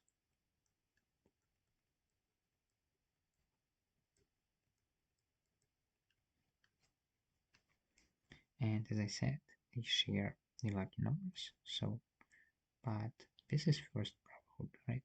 So let us denote the lucky numbers correspondingly. And they have n lucky numbers each one because all the brothers actually want 10 commodities. So yeah, but this is for the first.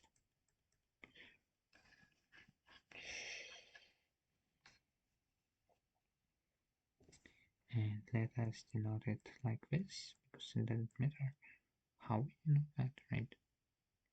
So yeah, just already think of that as a vector like that, right? Just like we had that here. We wanted to have that in that fashion, we keep that like that. That's why I denoted like that. And the second problem in the first neighborhood has same lucky numbers. And the third problem in the first neighborhood has same lucky numbers, so we share lucky numbers.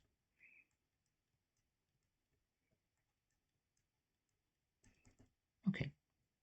And in the second neighborhood, they also share lucky numbers, of course. And here that stood for the first neighborhood, right? In the second neighborhood, we would have everything with 2, right? But like same numbers, only that the first, the second index would be everywhere 2, right? But some same numbers that we just denote with first indices. So in the second neighborhood, we would have second brotherhood, I mean.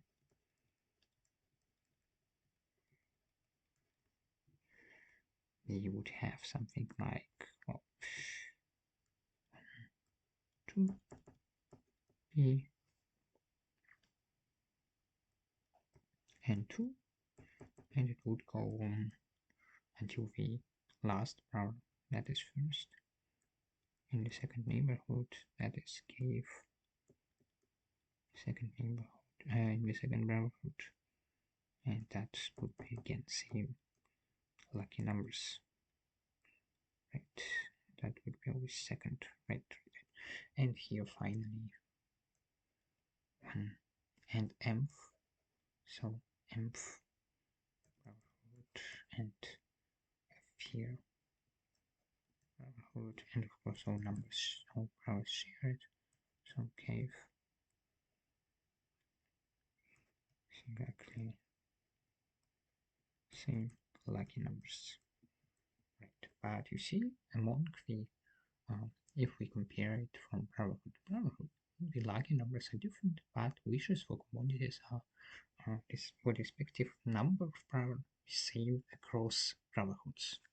Okay, well, what is our situation?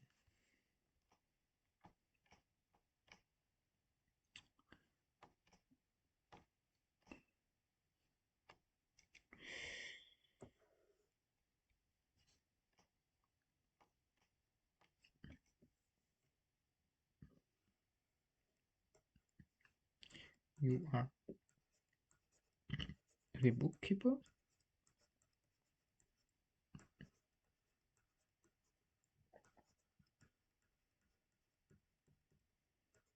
I would like to compute and denote all wishes of all powers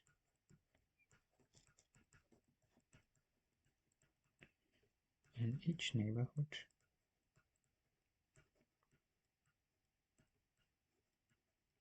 and brotherhood.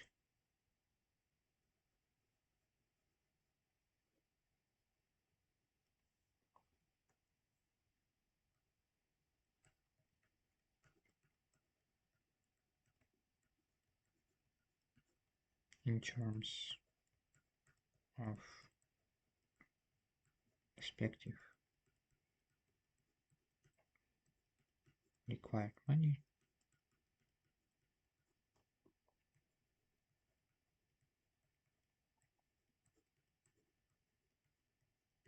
at once. All right. Okay.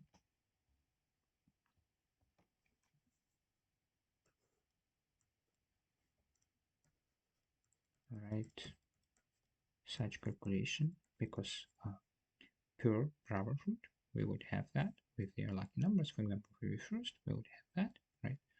Here would be just the first brotherhood, and that would be thrown at this, and we would get out their respective money, and we would give Same for the second brotherhood and so on, right?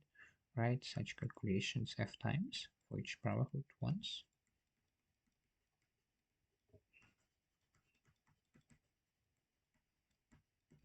But then you would have to write this thing actually m times, and you would have to really write all these numbers sometimes, because here I have just omitted that, but if you had a real calculation, you would have to write down all these numbers, because you actually have to do the calculation. You can just say, oh, here I write this number, here I write this number, here I omit, because, yeah, because what? You would have to write all the numbers, and you would have to write, if the number of brotherhoods is large, no matter how unlikely it is, such a situation, but if it's large, then you would have to write that all those times that calculation, and in particular this matrix, right? That doesn't seem nice.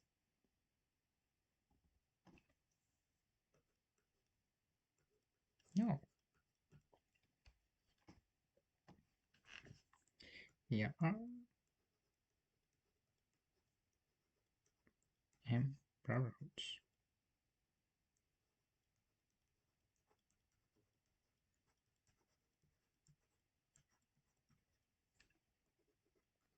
With lucky numbers. Lucky number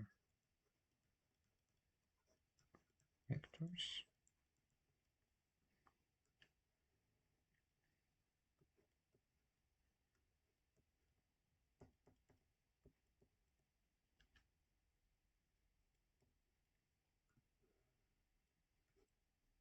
Right. The first one and the second one.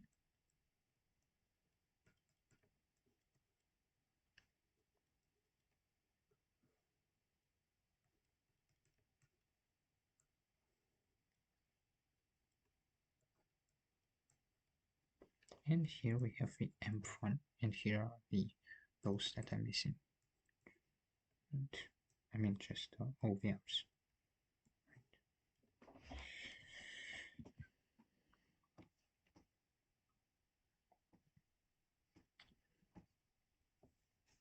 We could write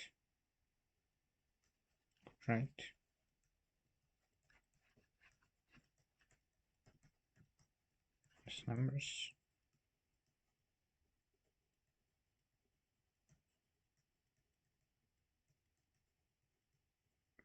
to a P matrix, which just has those entries.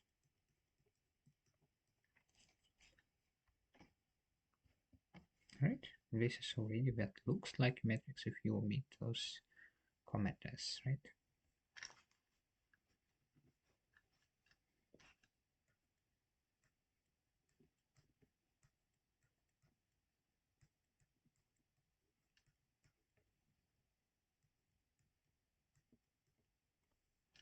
Oh. Number of rows is 1 to n. Number of columns is 1 to n.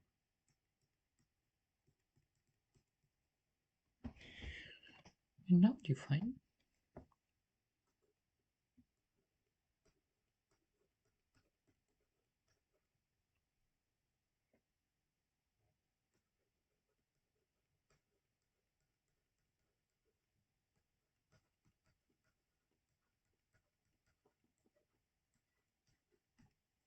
matrices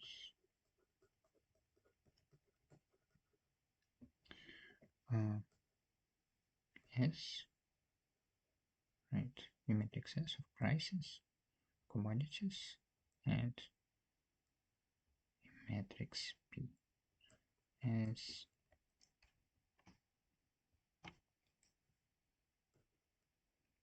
you'll see in a second that it is really self-suggestive. How did we have those? Right. Okay, lines and columns. Okay, and columns. K rows. Right. K rows. Because that's the number of rows, and it's just the number of the commodities. pure brother,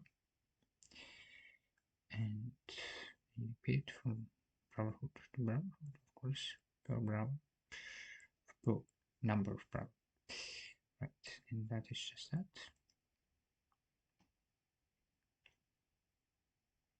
Because, well, let's just going through all the lucky numbers for respective commodities and going through all brotherhoods where the lucky numbers are respectively different, but same in the brotherhood. Right, okay. So, okay. And this goes into our crossing. And this is, of course, a matrix that should contain as wished. As wished, it should contain the wish of the respective brother in the respective neighborhood. So the money that he has to spend, right? And for example, let's call this matrix, I don't know, as we have to multiply S and P, right? And that gives a matrix T. And T Km is, of course, K power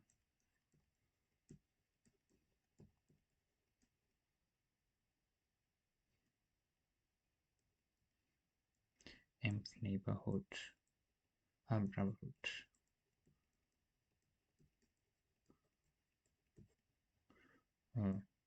Money. Right. Okay.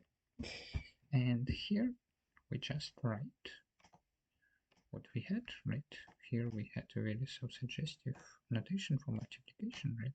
Very cool. And here we just write that without writing that multiple times, we just write matrices exactly like that.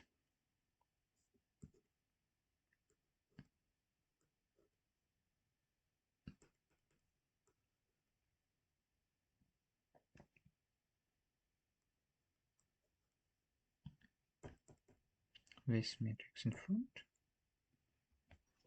And of course we'd like to keep the geometry, so of course, I mean this self-suggestive geometry of position of these matrices, I don't mean geometry, but like spatial positioning, or here planar positioning, and we just write it in exactly the same fashion. P11, here we have P and 1, right? And now we have to go through M brotherhoods. P, that is the first brother, second brotherhood, I mean the unlucky numbers. And this is the nth brotherhood, second brotherhood. And here, of course, we just have, and you see we kept the positioning that I meant, that we can always see, that works like that, right? That works like that. Nice. That way, we can compute the money in a very neat manner without having to write it many times. And maybe you already see what I'm getting at. Maybe you'll see it in a second. How do we define that? Well, of course, we just do the same. We take this, and now, of course, the result will be matrix. We kind of compute the first vector, right? The first vector was defined, as you recall, we just go over the sum, right? And now we have to keep track of rows and columns, so there are a little more indices involved, but from the conception, it's just the same thing. We have yet now first, and we are here. We are going through those lucky numbers, right? And we are going, of course, all the same through this matrix, and this is that. We are going through that, and remember, you have to rotate that like that so that it lies here, and you have to match it here. and you have to just go through there, right? And of course you have to write down this sum and look what this sum looks like, and you see it is just that I have mixed something up, I think. I know, that's exactly right. Okay, so those indices, if you match that, you see that those indices vary here. First indices, second indices vary here, right? Big column varies here, that is here, and it is matched with those varying indices in the rows, right here, right? And now, of course, you go like that, and you have finished your first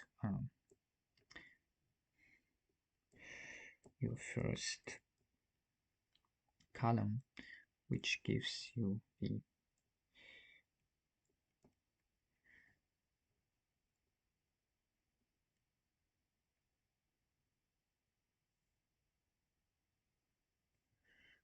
okay, you have finished your first column, which gives you the money of all the brothers in the first brotherhood, right? And now you just continue.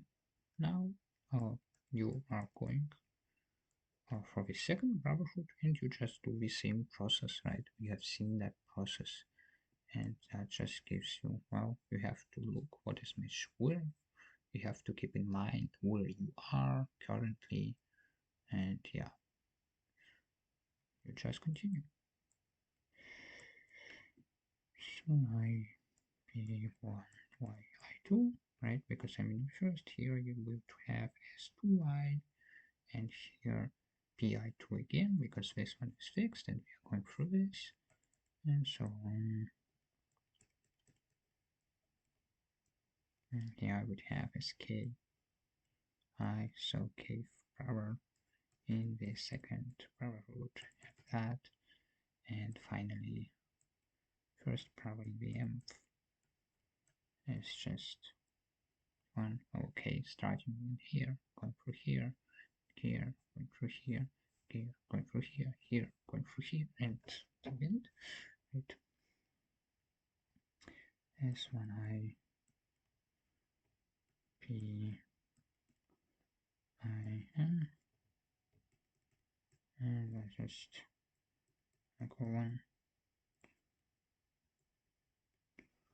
to N, S-K-I, P-I-N.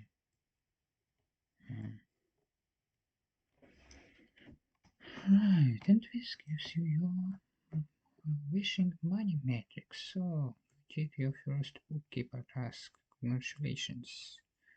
And you can see the entries already from here. Of course, what else could they be?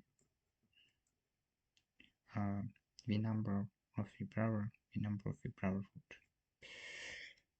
Right here, same number of the brother, number of the brotherhood.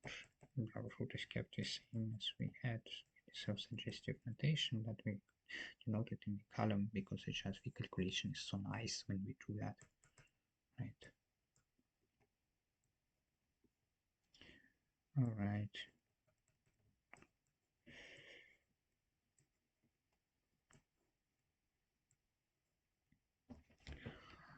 And yeah, well,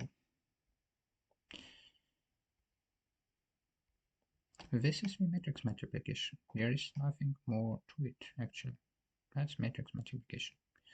And you might have noticed that we can multiply any matrices because it just works. As we have seen, it works by this method, right? And we want to have it by this method because such situations, when we have some groups that have similar coefficients and we want to plot those coefficients on some kept numbers fixed like that, we are over replace in any applied maths area, And so we can always multiply matrices that share this number, and those numbers could be completely arbitrary.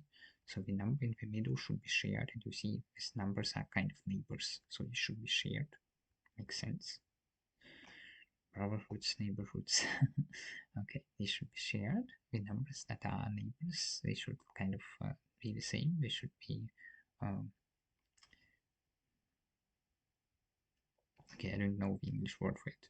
I don't know the German word. They should be same. Should be same. They should look at each other and say, "Oh, you are same, so we can do. Oh, you are same, so we can do." Okay, yeah. And what comes out? Well, this number gets eliminated because it sacrifices itself for the greater good, right? It sacrifices itself in three dimensions of matrix that comes out instead, and you can see that it sacrifices itself because it kind of you kind of go over this number and it satisfies its row, and what remains is only what index was the row multiplied, what index was the column multiplied, and this number is eliminated because it fulfilled its row.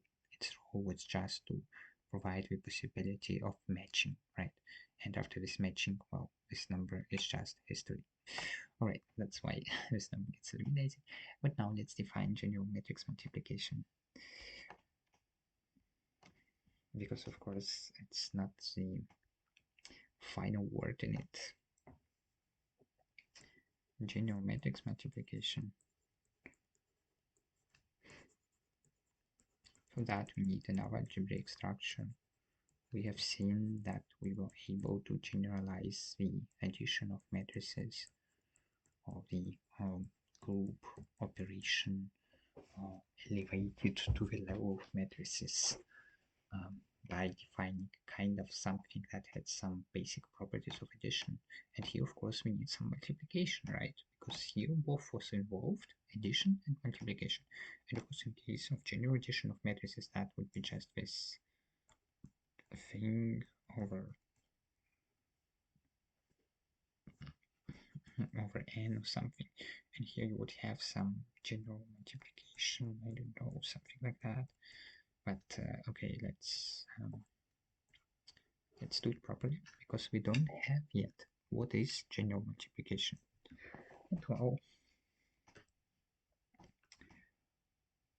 we do not define matrix multiplication without addition, of course, because here we already need matrix addition. So matrix multiplication involves two operations, addition plus multiplication.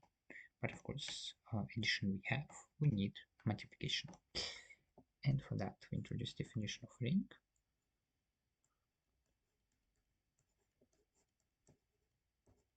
And of course, a ring has to have some structure to allow for matrices over it, that is, entries are from the ring. The ring has to have some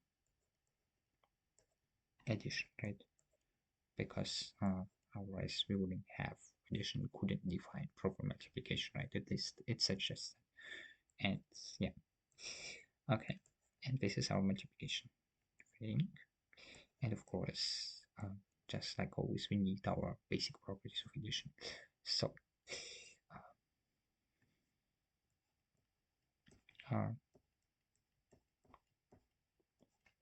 has the two closed operations, so both are closed operations, okay, of course, because we want to end up in the ring. And of course, how we find that applying to elements an operation, well, like an operation has the two closed operations.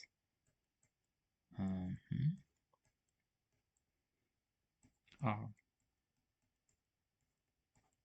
is of course a group, but we even assume more. We assume abelian group. It is not needed for matrix multiplication. We could define it without it, but then we would have to keep, and if you recall, abelian is commutative.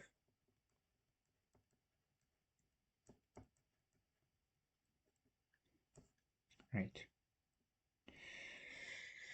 Right, is an abelian group. Right, it is not needed for matrix multiplication, but we like to have it for matrix multiplication. It is not needed because we could just keep a close look on order and then everything is fine. Right. No, actually no. We need to have the sum symbol. Okay, we don't need the commutativity because we could always keep an order in mind, but usually it's not done. It could be done of a not commutative group. Of course, you could define it and keep in mind that this order of sum is really important, that you can't interchange the order of the sum terms. But okay, we don't do that as an abelian group. And what do we have for that? Actually, not much associative, but we have something that is very familiar from R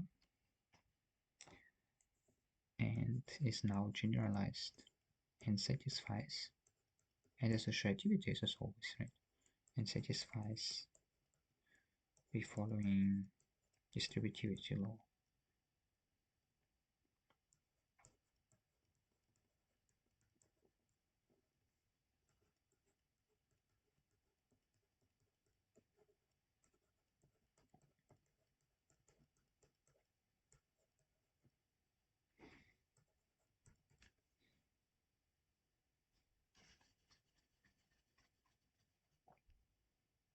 Right, the distributivity law is as follows for ABC in R, and of course by R we mean R with operations. We just have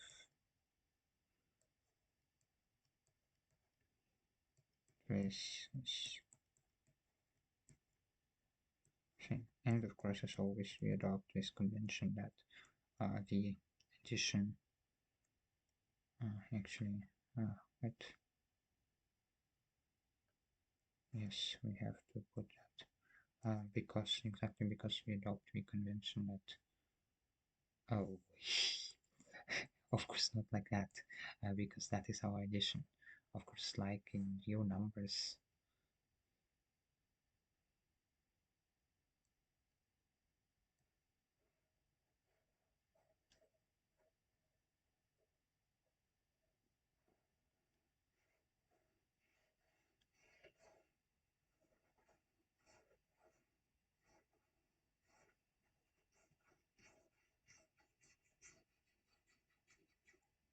just like in real numbers, we have to have multiplication leading to the rule, right?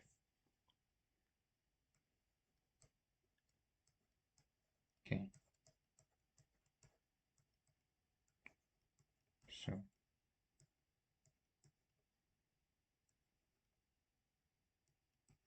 right, and we adopt this convention that here would be actually those parentheses, right? But we just adopt this convention that multiplication binds stronger than addition, which just means that by this, when we write this, we mean this. Actually, there is no strong binding assumed in any sense that, well, this is a property of operation, but we just assume that whenever the multiplication is written here, it is written with parentheses, so it is done first. Okay, important thing, because everyone does that without actually saying it, except in introductory literature. Okay, so R just recall the distributivity law, and then to be very familiar, B plus C, right? And we could have, of course, written in our distributivity law because, well, but because it's commutative, it's not needed. But okay, not commutative with respect to multiplication, so it is needed. But in a second, we'll just let's of course like that. Right? This is B multiplied by C multiplied by right, and so we also assume multiplication is commutative. We could have done without it, but well, we don't need to two free assumptions now. Let's assume is commutative. Okay, that is a ring. And for matrices over a ring, that is for matrices with entries, for which we actually have that the structure from which the entries come, there's both, there's addition and multiplication of those entries. We can define most general matrix multiplication. Okay, that's great. Definition.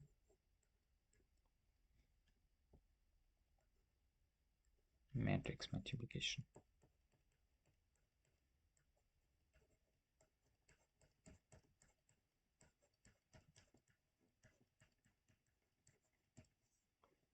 For a ring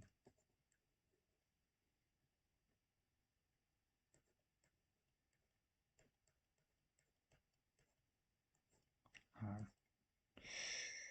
and natural numbers and M. Okay, done. And let's say without zero, we could define zero matrices, but let's not do it as long as we don't need to. That is just a degenerate object which we don't need to think about much. Definition matrix multiplication. Define matrix multiplication. And yeah, again, it is denoted as multiplication of a ring, although it involves both. And matrix multiplication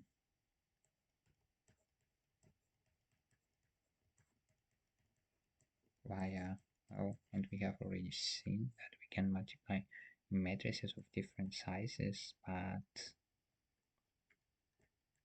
and of course when I write R, I mean rather R with the operations that we have specified, so that it is that.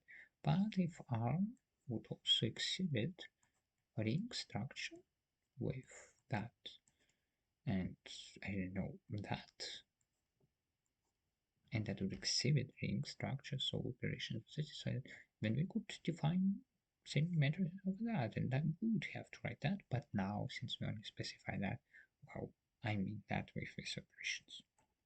Okay, and we saw for R as real numbers how matrix multiplication works, and of course we define same because now we have those generalized addition and multiplication. Right? Okay. And you recall those numbers see each other and sacrifice each other for a greater good.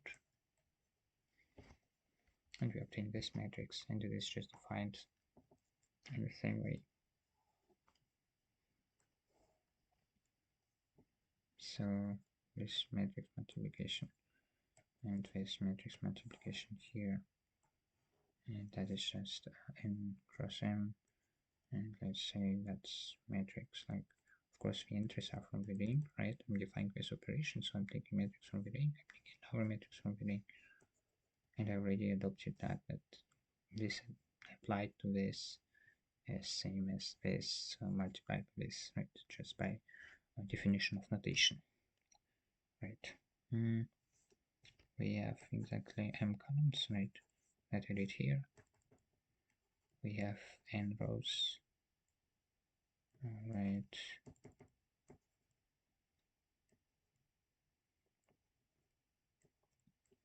Here we have this matrix that can be matched row-wise, column-wise. So we certainly would have to have something like in here that would have to go from 1 to m. There is no alternative. I don't even need to look here because it's just how it works, right? And the second one, well, here I have to look. Okay, so it goes 1. Okay, it goes to okay. So I have to look at where we are. Okay, okay, and of course what we have here is another matrix, and you can guess Okay, I won't write addition because it is not because it is not this sigma addition, but actually this funny thing, right? I could of course say, well, sigma for that is defined just like that with this operation, but okay, I won't do that. Okay, and here we have just application of, well, we have to go from here, we have to go through M, right? We have to go through M, and we have just to match this. We rotate it like this, match with this first, right? And that means that we have first line, first row. I mean, here we have to go column.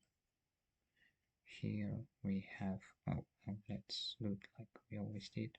Let's take this and take another one, and take another one means matching it with here, with the second row, and that comes here, and second row means, well, for 3 dimensions through which we go, the sacrifices of our actions are same. But here we are in the second row, but we take same column, right? Same column and go. What am I doing? Sorry, what we sacrifice, it should not appear anymore where something non-sacrifices, not sacrifice test, right? We are in the first column, and we stay in the first column, so it goes like that. And now we have to look up while we go to N. Just like sigma there, we just have this thing, right?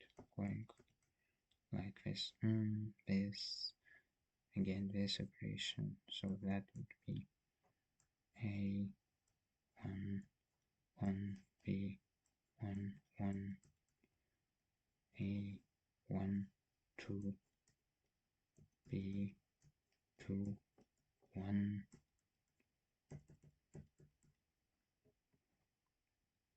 A, 1, M. Oh, of course, not that, because here we have multiplication, and of course we also adopt convention that we left out multiplication, so I would not write it anymore when it is written down like that, close to each other, then that means multiplication, right? But here just addition of those multiplications, so same as in the case of not generalized but usual multiplication. Alright, and here in IV.I 1, right? So we always match this thing. Sorry, we always match this thing with this thing, then with this thing, then this thing, and with this thing finally, right? So that's resulted, and here we have just to, well, sacrifices are same, and we are what? We are in the last column, VIK, and we are again in the first row, so 1I. Okay, and we are in the last row, we are in the last column, again matching everything, matching everything, matching everything. So we have defined the matrix multiplication. That's great.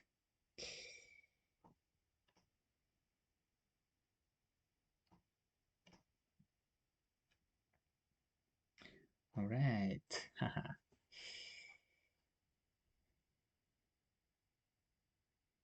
Okay, I would love to make it your homework, but I won't do that. Theorem.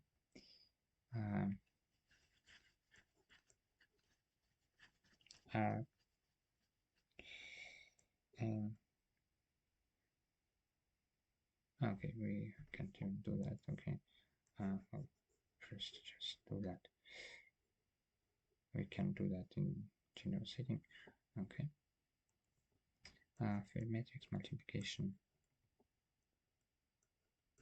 I would love to make it your homework, but I'm not that sadistic.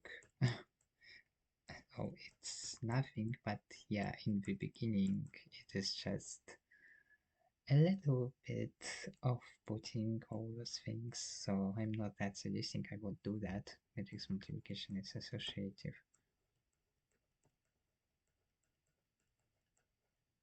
And oh, this one is easy, but this one is just too easy. Commutative. If the ring is commutative, if multiplication in the ring is commutative.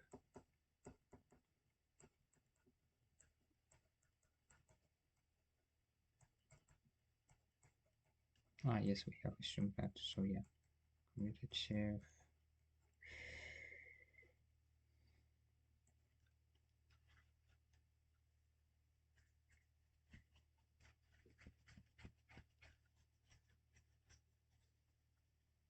Okay, and distributivity law.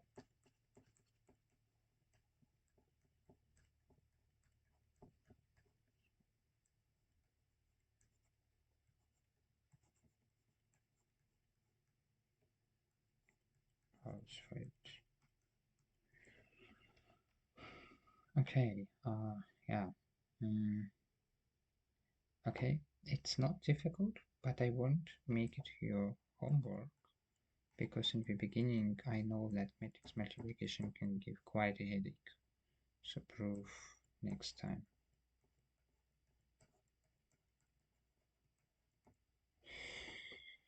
Okay. But I think I explained that very thoroughly and very stepwise so that you shouldn't actually have that huge problems with matrix multiplication as I had them, because I gave you the narratives of thinking of how you can think about it to make it work. Right. I don't mean the powers. I mean the steps that we have taken.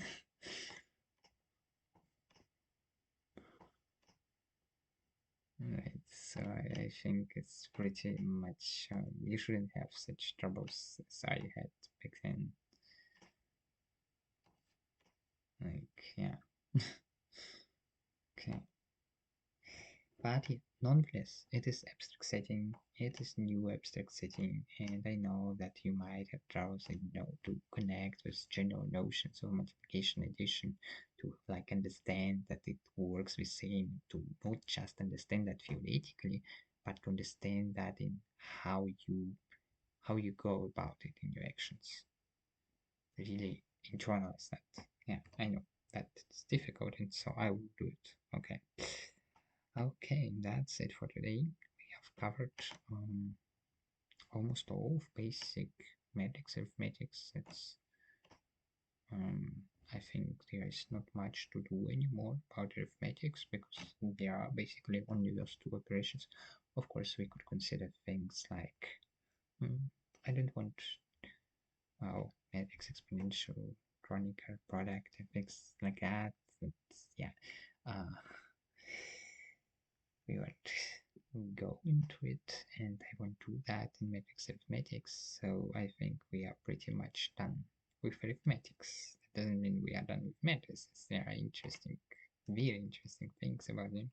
Well, if you can even consider that a topic per se is yielding something interesting, then very much, yeah. Like, you wouldn't think that there's such a lot of matrices in that very beginning, but yeah, there is. Actually, yeah, interesting things in that how they display some structures of mathematics in very simple settings. Yeah, they are interesting things. I did matrices injustice, but yeah, it was one thinks it's simple when one is already a little bit further, but nevertheless, there are things that I personally would consider interesting. Yeah. Okay.